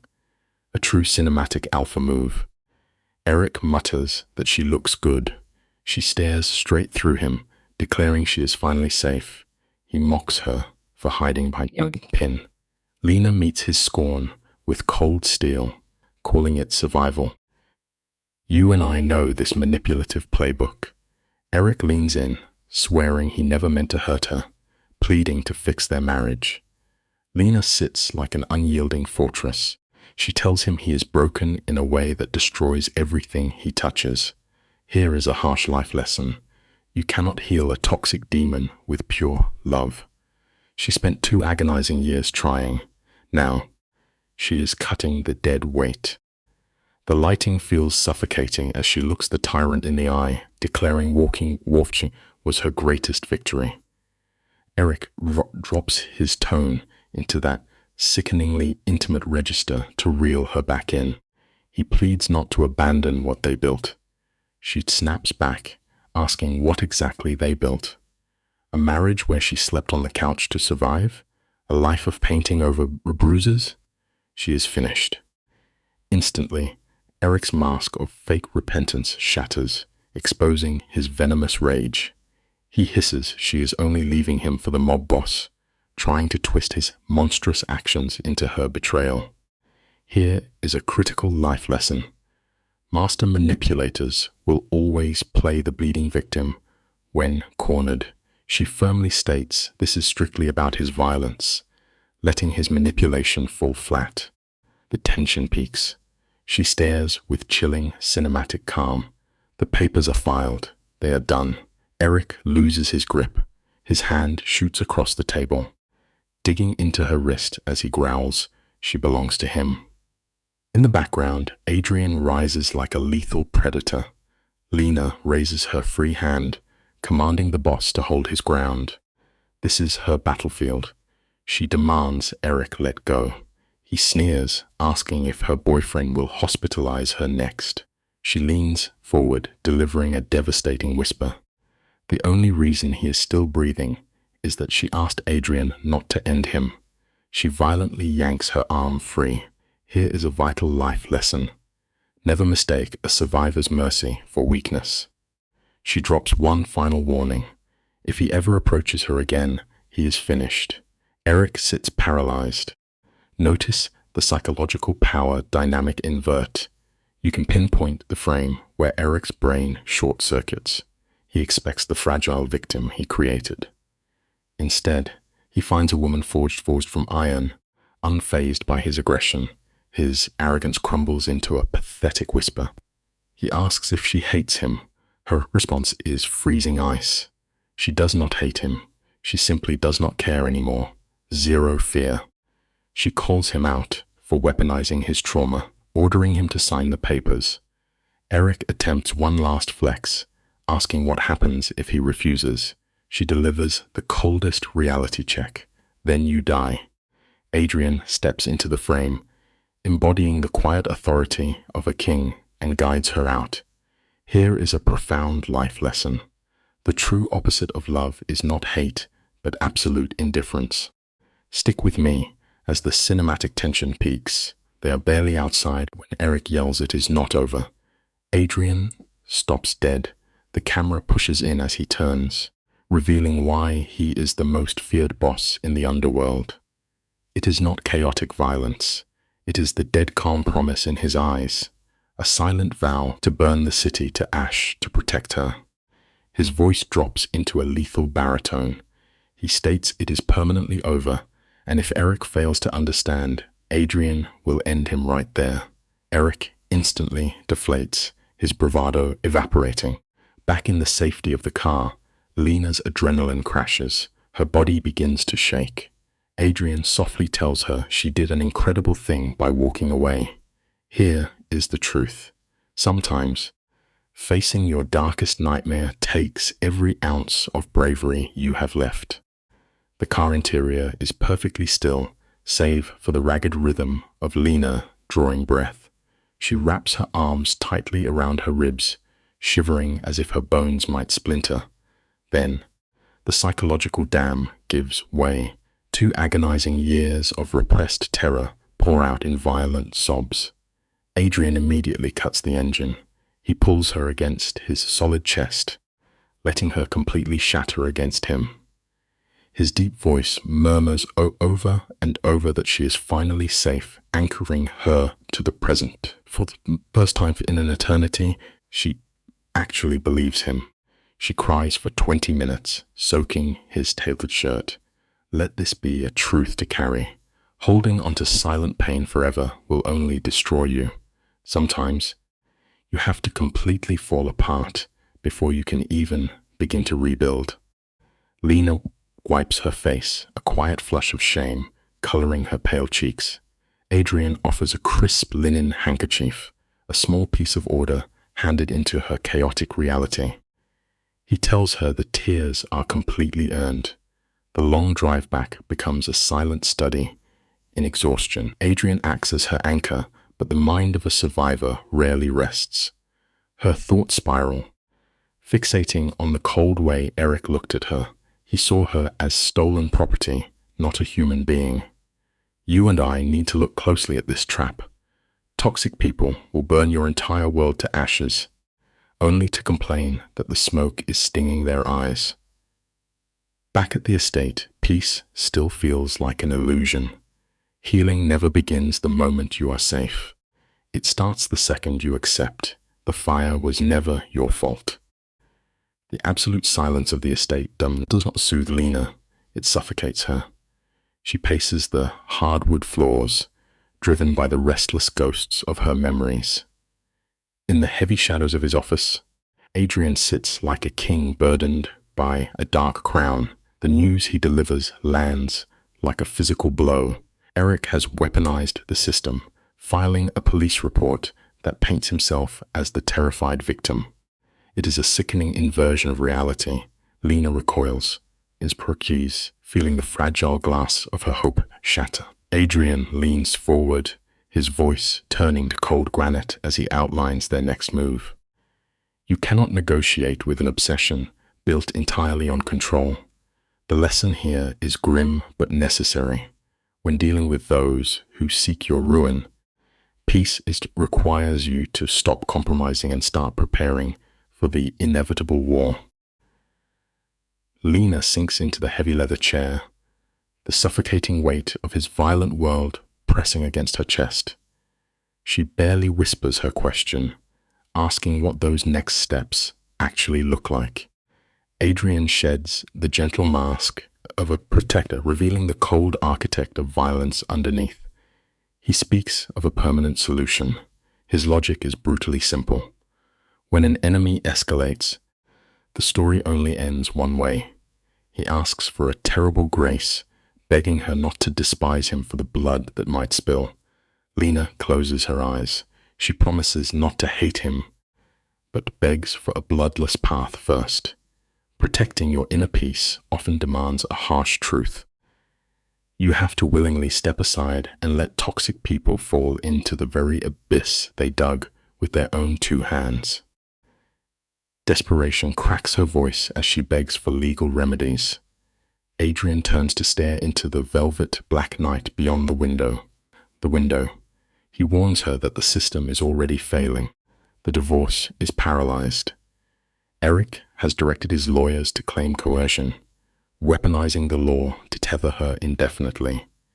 The battle will drain her spirit for months, unless they pay the architect of her suffering $50,000 to disappear. Lena recoils at the sickening injustice of rewarding a monster, but Adrian operates purely on the cold mathematics of survival. He softly asks if her ultimate liberation is worth the ransom. She weeps for the lost principle of it all, but there is a vital truth here.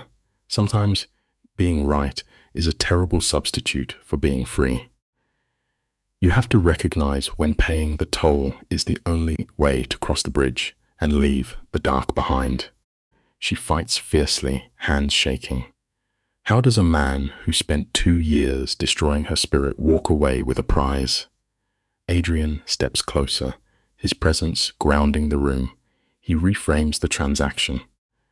They are not rewarding Eric. They are rendering him entirely irrelevant. You and I both know the seductive gravity of revenge. The desire to see an abuser broken is a human instinct. Yet, Adrian argues that true victory is simply a quiet room. If cash buys her future without spilling blood, it is an absolute triumph. His logic is an icy blade, cutting through her anger. She finally surrenders, whispering for him to make the offer. The blinding speed at which Eric accepts the cash is the final insult. It proves a bitter reality. The people who break us are rarely complex villains. They are often just hollow shells motivated by the cheapest desires. $50,000. That was the exact valuation of her freedom. Eric signed away his violent obsession in seconds, agreeing to vanish like smoke. This moment should echo with victory, yet Lena feels nothing but a freezing void. 2 years of psychological warfare, casually traded away for the price of a standard car. The ease with which she was discarded cuts far deeper than any physical bruise. Adrian finds her sitting like a pale statue in the shadowed gardens. She is grieving the illusion that her suffering meant something. She wanted to believe there was a wounded heart beneath his rage, but he sold her out without a glance back. Let this be a lasting lesson. The toxic figures we try to save never truly valued our light. You must stop pouring your absolute best into a black hole, expecting a dawn that will never arrive. Staring into the dark garden, Lena whispers the cruel question that haunts every survivor. What does this cheap, transactional ending say about her worth? Adrian does not let the silence linger for a second. His response is a definitive strike against her self-doubt. It proves Eric was never worthy of breathing the same air as her. The money was never a reflection of her true value. It was simply the cost of pest control. When doubt still clouds her tired eyes, Adrian locks his dark gaze onto hers. He tells her she is worth every dangerous risk and every syndicate complication. Eric was simply too fractured to comprehend the treasure he held. Hearing his deep voice deliver those words begins to slowly rewrite the damaged code in her mind. Here is a truth to carry with you. Your intrinsic value is never defined by those who are too blind and profoundly broken to perceive it. She offers a fragile thank you, grateful to finally be seen as a human rather than a possession. The harsh lines of the Mafia boss soften in the moonlight. Adrian quietly confesses she was never a charity case. Pulling her from that wreckage has been the only meaningful act in his violent life. In that suspended breath, the boundary between them dissolves. The air grows heavy with a tension that transcends protector and victim. She whispers his name, but that raw vulnerability terrifies him. His emotional armor slams brutally back into place. He rises abruptly, retreating behind his cold authority. With the divorce finalizing, she must map out her own destiny. The prospect of starting from zero is deeply terrifying. Yet, the destruction of your old life is never truly an ending. A blank canvas is the most extraordinary gift the universe can provide. Before walking away, he reminds her that she finally possesses agency, the right stolen from her. As Adrian disappears, Lena remains alone in the garden. She is suspended in a quiet purgatory between a traumatic history and an unwritten future. For 2 agonizing years, her existence was defined by desperate survival. She mastered the art of shrinking to stay alive. Now, she faces an equally terrifying challenge. She must remember how to simply exist. The following week dissolves into a blur. Eric collects his ransom and vanishes. The gavel falls, and the legal chains finally shatter. Yet, that euphoria she expected never arrives. There is only a profound, echoing numbness. I want you to really think about this with me. When you have spent your life running from a burning building, the absolute hardest part of survival is learning how to stand still once the fire is out. In the aftermath of her freedom, Adrian pulls a masterful, disappearing act. The syndicate leader begins ghosting her, burying himself in underworld politics just to avoid their shared space. Is he reinforcing his emotional barricades or granting her the room she needs to breathe? The ambiguity leaves Lena unmoored. Seeking an anchor, she returns to her old neighborhood cafe. Desperate to touch the familiar fabric of a normal life, her friend Maria embraces her with fierce loyalty. But when pressed about her grand vision for the future, Lena draws a terrifying blank. She finally has her freedom, but prolonged trauma has rewired her psychology. Staring into her coffee cup, she confesses she has entirely forgotten the mechanics of dreaming. Recovering from absolute devastation is never a fast cinematic montage.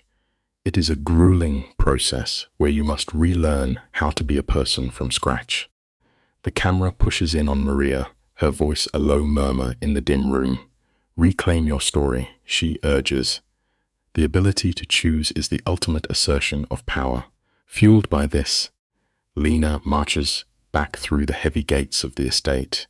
We see Adrian barricaded behind his mahogany desk. Yet the second she knocks, he drops everything. Lena steps into the cold light, inhaling a ragged breath. She is done running. She will build her life in the city, but with one condition. Holding his pitch-black gaze, she announces she is moving out to find her own sanctuary. True healing demands a terrifying leap into the void.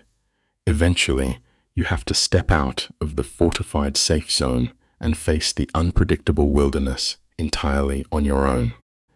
For the first time, the untouchable Don is shaken. The light captures a tremor in his jaw as Adrian insists she can stay, his voice cracking with desperate panic. Let us look at this moment together. If Lena remains wrapped in syndicate armor, her strength will atrophy. She explains his protection is suffocating her growth. He argues she has proven her resilience, but Lena knows external validation is useless if she cannot believe it herself. She cannot build self-trust behind guards. The sprawling office falls dead silent. Adrian asks if his wealth makes her feel indebted. It was never about the money. She refuses to play the tragic damsel forever.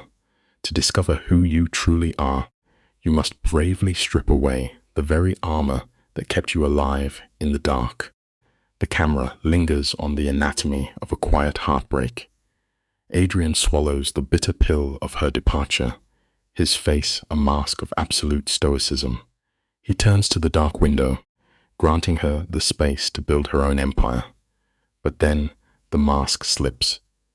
He locks eyes with her, delivering a promise that alters the gravity in the room. Moving out, he swears, does not mean she walks alone. If any shadow dares to touch her, he will materialize. The sheer weight of his loyalty leaves Lena gasping for air. In her frantic sprint toward independence, she forgot the agonizing warmth of his orbit. She is going to miss this dangerous man. Sometimes you and I do the exact same thing. We push away the very hands that offer us sanctuary, just to prove we can weather the storm alone. The tragedy is that neither of these fractured souls knows how to linger in softness. The camera tightens as Lena whispers a trembling word of gratitude, thanking him for standing as her shield. For a breathless second, his armor drops. Adrian softly swears she was always his highest priority. Almost instantly, the fortress walls rise back up. He shuffles his sterile paperwork and coolly offers to introduce her to local landlords. It is a dismissal disguised as a courtesy. Lena rises, crushed by the weight of her choices. 2 weeks later, she sits alone, signing the lease on a modest apartment built around heavy locks. Gaining your freedom is a monumental victory, but stepping into that quiet space reminds us that the pursuit of true independence is often the coldest walk imaginable. Maria arrives to haul boxes forcing a cheerful energy into the room while Lena stares at the blank canvas of her new existence. The quiet breaks when Dante pushes through the door with heavy crates, but the absence of one man rings louder than a gunshot. There are 0 messages from Adrian. Dante avoids her eyes, merely stating the boss wants her secure. By nightfall, the silence becomes deafening. Lena sits on a worn couch with cheap takeout, suffocated by the very freedom she fought to win. She wonders if walking away was a fatal error. That first week is a punishing trial. There are no bodyguards in the hall, no dangerous protector waiting in the shadows to scare away her ghosts. She is learning the hardest lesson of trauma recovery. You must do the heavy lifting all by yourself. In psychological terms, she is constructing a new identity from the ashes. The camera captures Lena throwing herself into the rhythm of the restaurant, offering bright smiles to strangers who have no idea she just walked away from a mafia kingpin. There is comfort in letting a simple apron disguise her internal wounds. Maria watches carefully, probing for cracks. Lena insists she is discovering her value without a man dictating her life. Yet the midnight hours tell a darker story. Her sleeping mind constantly summons the phantom of her abusive ex-husband, Eric. But every time she jolts awake in a cold sweat, her panicked eyes immediately find the heavy iron deadbolts locked tight on her door. Building a secure fortress of your own is the ultimate declaration of personal power. We must acknowledge the invisible safety net Adrian left behind. If her ex-husband steps out of line, the Don has greenlit his complete destruction. Fear keeps the monster at bay. But as 3 brutal weeks crawl by, the silence from Adrian becomes its own kind of torture. Dante makes casual appearances, claiming the boss is buried in syndicate politics, yet he slips. He reveals that Adrian asks about her every single day. Lena tries to swallow the lie that this distance is necessary for healing. The reality is far more painful. She misses his quiet authority. She misses the impenetrable shield he provided when the world felt entirely too sharp. All too often, we sabotage the most genuine connections simply because our hearts are still too bruised to see the truth. The isolation shatters when Rosa marches through the door. The camera tracks her, carrying a warm meal and a piercing gaze that sees right through the deception. She calls out Lena for stubborn pride. Lena attempts to play the victim, but Rosa has survived 8 years in the shadow of a crime family. She can spot a bleeding heart from a mile away. With surgical precision, Rosa dismantles the facade of independent detachment. When Lena mutters that the situation is complicated, Rosa delivers a profound truth. You do not need a flawless history to be worthy of happiness. You cannot put your entire existence on hold until your trauma is perfectly resolved. Lena goes entirely on the defensive, crossing her arms like a shield. Healing is rarely a quiet or peaceful process. The defensive walls finally collapse, and Lena openly weeps. She confesses she has no idea who she is without the familiar weight of suffering anchoring her to the ground. How do you rebuild a life when your mind is still pacing inside a locked cage? Rosa offers a brutally simple solution, demanding absolute honesty. She explains that carving out your independence does not require a vow of total isolation. Yes, the crime boss pulled her from the wreckage, but he stayed because he values the woman she is, not the tragedy she represents. It is acceptable to care for him in return. Using past trauma as a permanent shield is a tragedy of its own making. Our obsession with projecting unbreakable strength can blind us to the genuine grace standing right in front of us. I want you to picture the sheer panic of reaching out across the void. The camera focuses on Lena's trembling hands as she picks up her phone 3 times before finding the nerve to call. Adrian answers on the first ring. Throwing caution away, she invites him to her territory for dinner. The silence stretches out so long that she almost hangs up. Finally, his low voice crackles over the speaker, securing the plans. She spends the afternoon scrubbing her modest apartment, desperate to normalize their chaotic dynamic. Right on time, the Underworld kingpin stands at her door, clutching a bottle of wine. He looks surprisingly vulnerable, like a dangerous wolf stepping out onto thin ice. She whispers for him to enter. Confessing your own heart is the most terrifying battle you will ever fight. They sit across from each other at her tiny kitchen table, the light painting them in soft hues. They exchange painfully ordinary conversation, both starving for normalcy. Once the wine is gone, Lena shatters the quiet illusion. Looking him directly in the eyes, she admits her failure. Adrian raises a dark eyebrow, waiting in silence. She confesses she spent the last month fighting ghosts, so obsessed with proving her independence that she forgot how to live. Stripping away her armor, she admits she misses him entirely. She misses feeling seen as a human being rather than a broken charity case. Adrian suddenly exhales sharply and cuts her off. He insists she is merely confused. True vulnerability requires stripping away your deepest defenses, and that is a terrifying exposure. The tension in the small apartment threatens to suffocate them both. The air is electric, but Lena refuses to retreat. She looks at him, her posture resolute, declaring she is ready to try. Not out of distorted gratitude, but because she admires the person she becomes when he is near. She is done running. Adrian, a man who commands the violent underworld, tries to push her back. He reminds her he is a criminal who navigates life with his fists, bringing danger to everything he touches. But Lena does not flinch.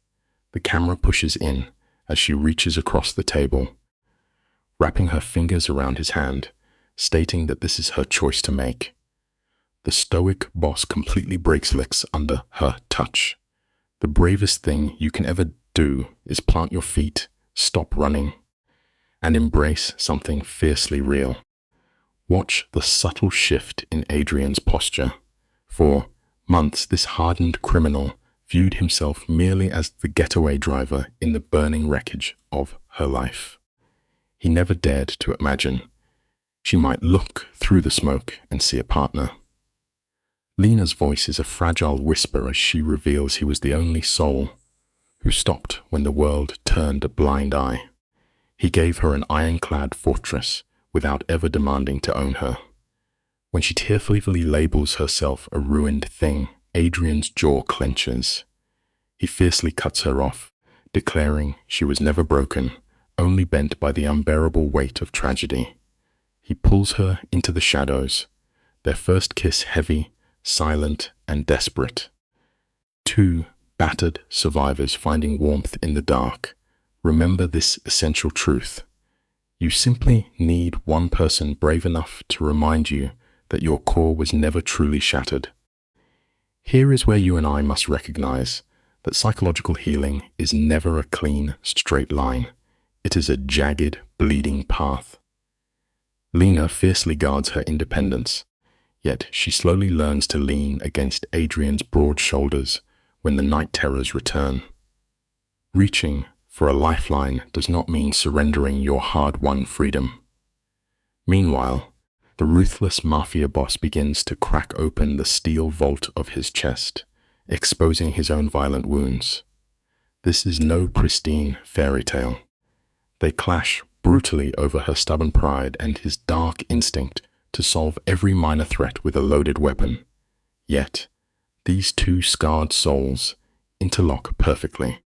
A genuinely beautiful life does not mean you magically avoid the sharp, jagged edges.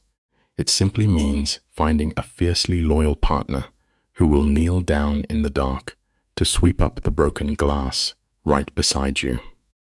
The camera tracks Lena as she moves through her new reality, showing us what it truly means to rebuild from ash. She refuses to merely survive.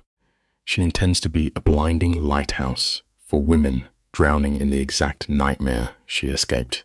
In the shadows, Adrian quietly covers her entire tuition, proving that true independence does not require rejecting a helping hand. 1 year after fleeing her abuser's psychological prison, she walks into Adrian's sprawling estate, not as a captive, but by absolute choice. Later, standing under the bright lights of a wedding, the suffocating ghost of Eric is barely a whisper in her mind. She genuinely hopes he finds his own healing. The life lesson here is profound, true. Undeniable power is never found in bloody revenge. It is looking back at the architect of your destruction and feeling nothing but total, unshakable peace. As the terrifying shadow of her abuser dissolves, Lena faces a completely different psychological war. She must trust the solid ground beneath her feet.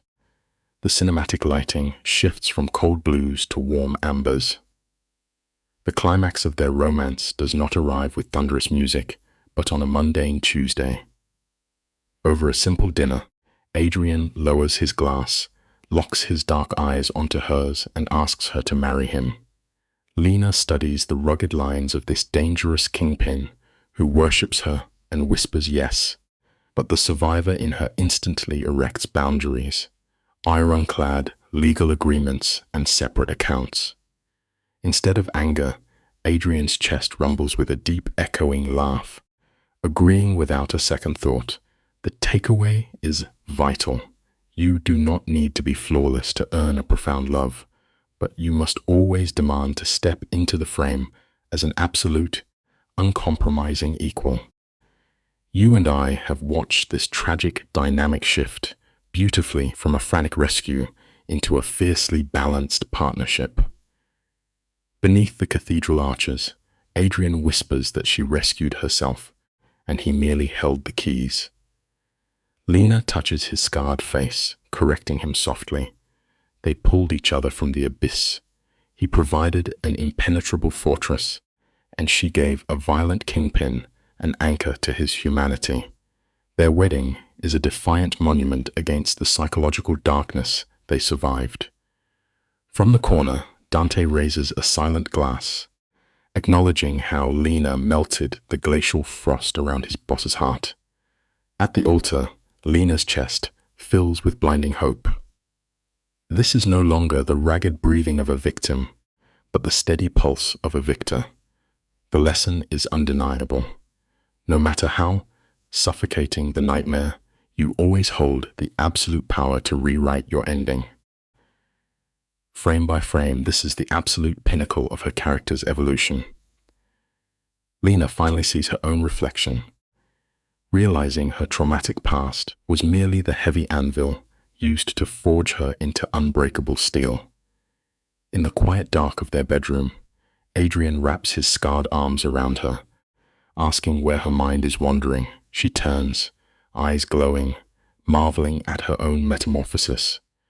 When he asks if she harbors bitter regrets, her answer is a cinematic masterclass in radical acceptance. She holds zero regrets. Every agonizing night was a blood-stained stepping stone leading straight to his door. She wouldn't trade a single second of the fire. Adrian presses his lips to her forehead in silent reverence. Note this essential truth. Crashing into rock bottom is often the only event that teaches you the vast difference between merely surviving and truly being alive. The camera pulls in tight on Lena's resolute face. She tells Adrian, her voice cutting through the midnight silence, that she absolutely refuses to be a passive bystander while others bleed in the dark. Adrian brushes her cheek, murmuring that she is already a blazing beacon. Her mind drifts to the terrified women currently sobbing on cold bathroom tiles, convinced the world has discarded them. She knows she cannot save everyone, but she can be the protective door Adrian was for her. 3 years after tearing her way out of hell, Lena opens a physical sanctuary, a safe haven designed for shattered souls. This brings us to a profoundly beautiful realization. The ultimate responsibility of surviving tragedy is what you choose to do next. Your deepest, ugliest scars can become the exact map that guides someone else out of the raging inferno. The sanctuary is bathed in soft, forgiving light, a quiet room where the broken can finally exhale. Behind the curtain, Adrian ruthlessly pulls strings in the underworld, funneling dark money into a network of lawyers and hidden safe houses. The door chimes, and a terrified young girl steps inside. She is covered in fresh bruises. Convinced her story is completely over, Lena doesn't offer hollow, pathetic promises. Instead, she presses a warm cup of coffee into the girl's shaking hands and holds her gaze. She delivers the brutal truth. The escape will be agonizing, but she will never have to walk through the fire alone again. Lena's mind flashes to the freezing night she blindly stepped into a mafia boss's car. The lesson is crystal clear. Sometimes, making a terrifying, blind leap of faith is the absolute only way you will ever find solid ground again. Let's take a step back and truly appreciate the cinematic brilliance of this resolution. You and I, Lena, dragged her way out of a personal hell, and instead of turning bitter, she built a fortress of compassion. The most breathtaking plot twist? It has absolutely nothing to do with revenge. Her toxic abuser is likely still rotting in his own pathetic victim complex. Lena didn't waste energy destroying him. She took her jagged trauma and forged it into a heavy shield for the vulnerable. Lying against Adrian's chest, listening to his steady heartbeat, she realizes she permanently stripped a monster of the pen he used to write her story. She softly thanks him for seeing her worth when she felt invisible. Here is the ultimate truth. The most profound victory you can ever achieve against pure evil is making absolutely sure the cycle of trauma dies with you. The camera slowly pans away from their sleeping forms, pulling back over a rain-slicked city, humming with quiet tragedies. Somewhere out there in the cold dark, another woman is staring blankly into a cracked mirror. She is tracing fresh bruises, doing that horrifying mental calculus, weighing the mortal danger of staying against the terrifying abyss of running. But when the morning breaks, she just might find the desperate courage to push open the doors of Lena's sanctuary. And Lena will be standing right there in the light, ready to extend the exact same lifeline Adrian once offered her. This is the final, beautiful lesson of our film. Surviving the darkest chapter of your life is only the prologue. The true, lasting victory is the breathtaking empire you managed to build from the ashes. Lena is done running through the shadows. She is finally, truly living.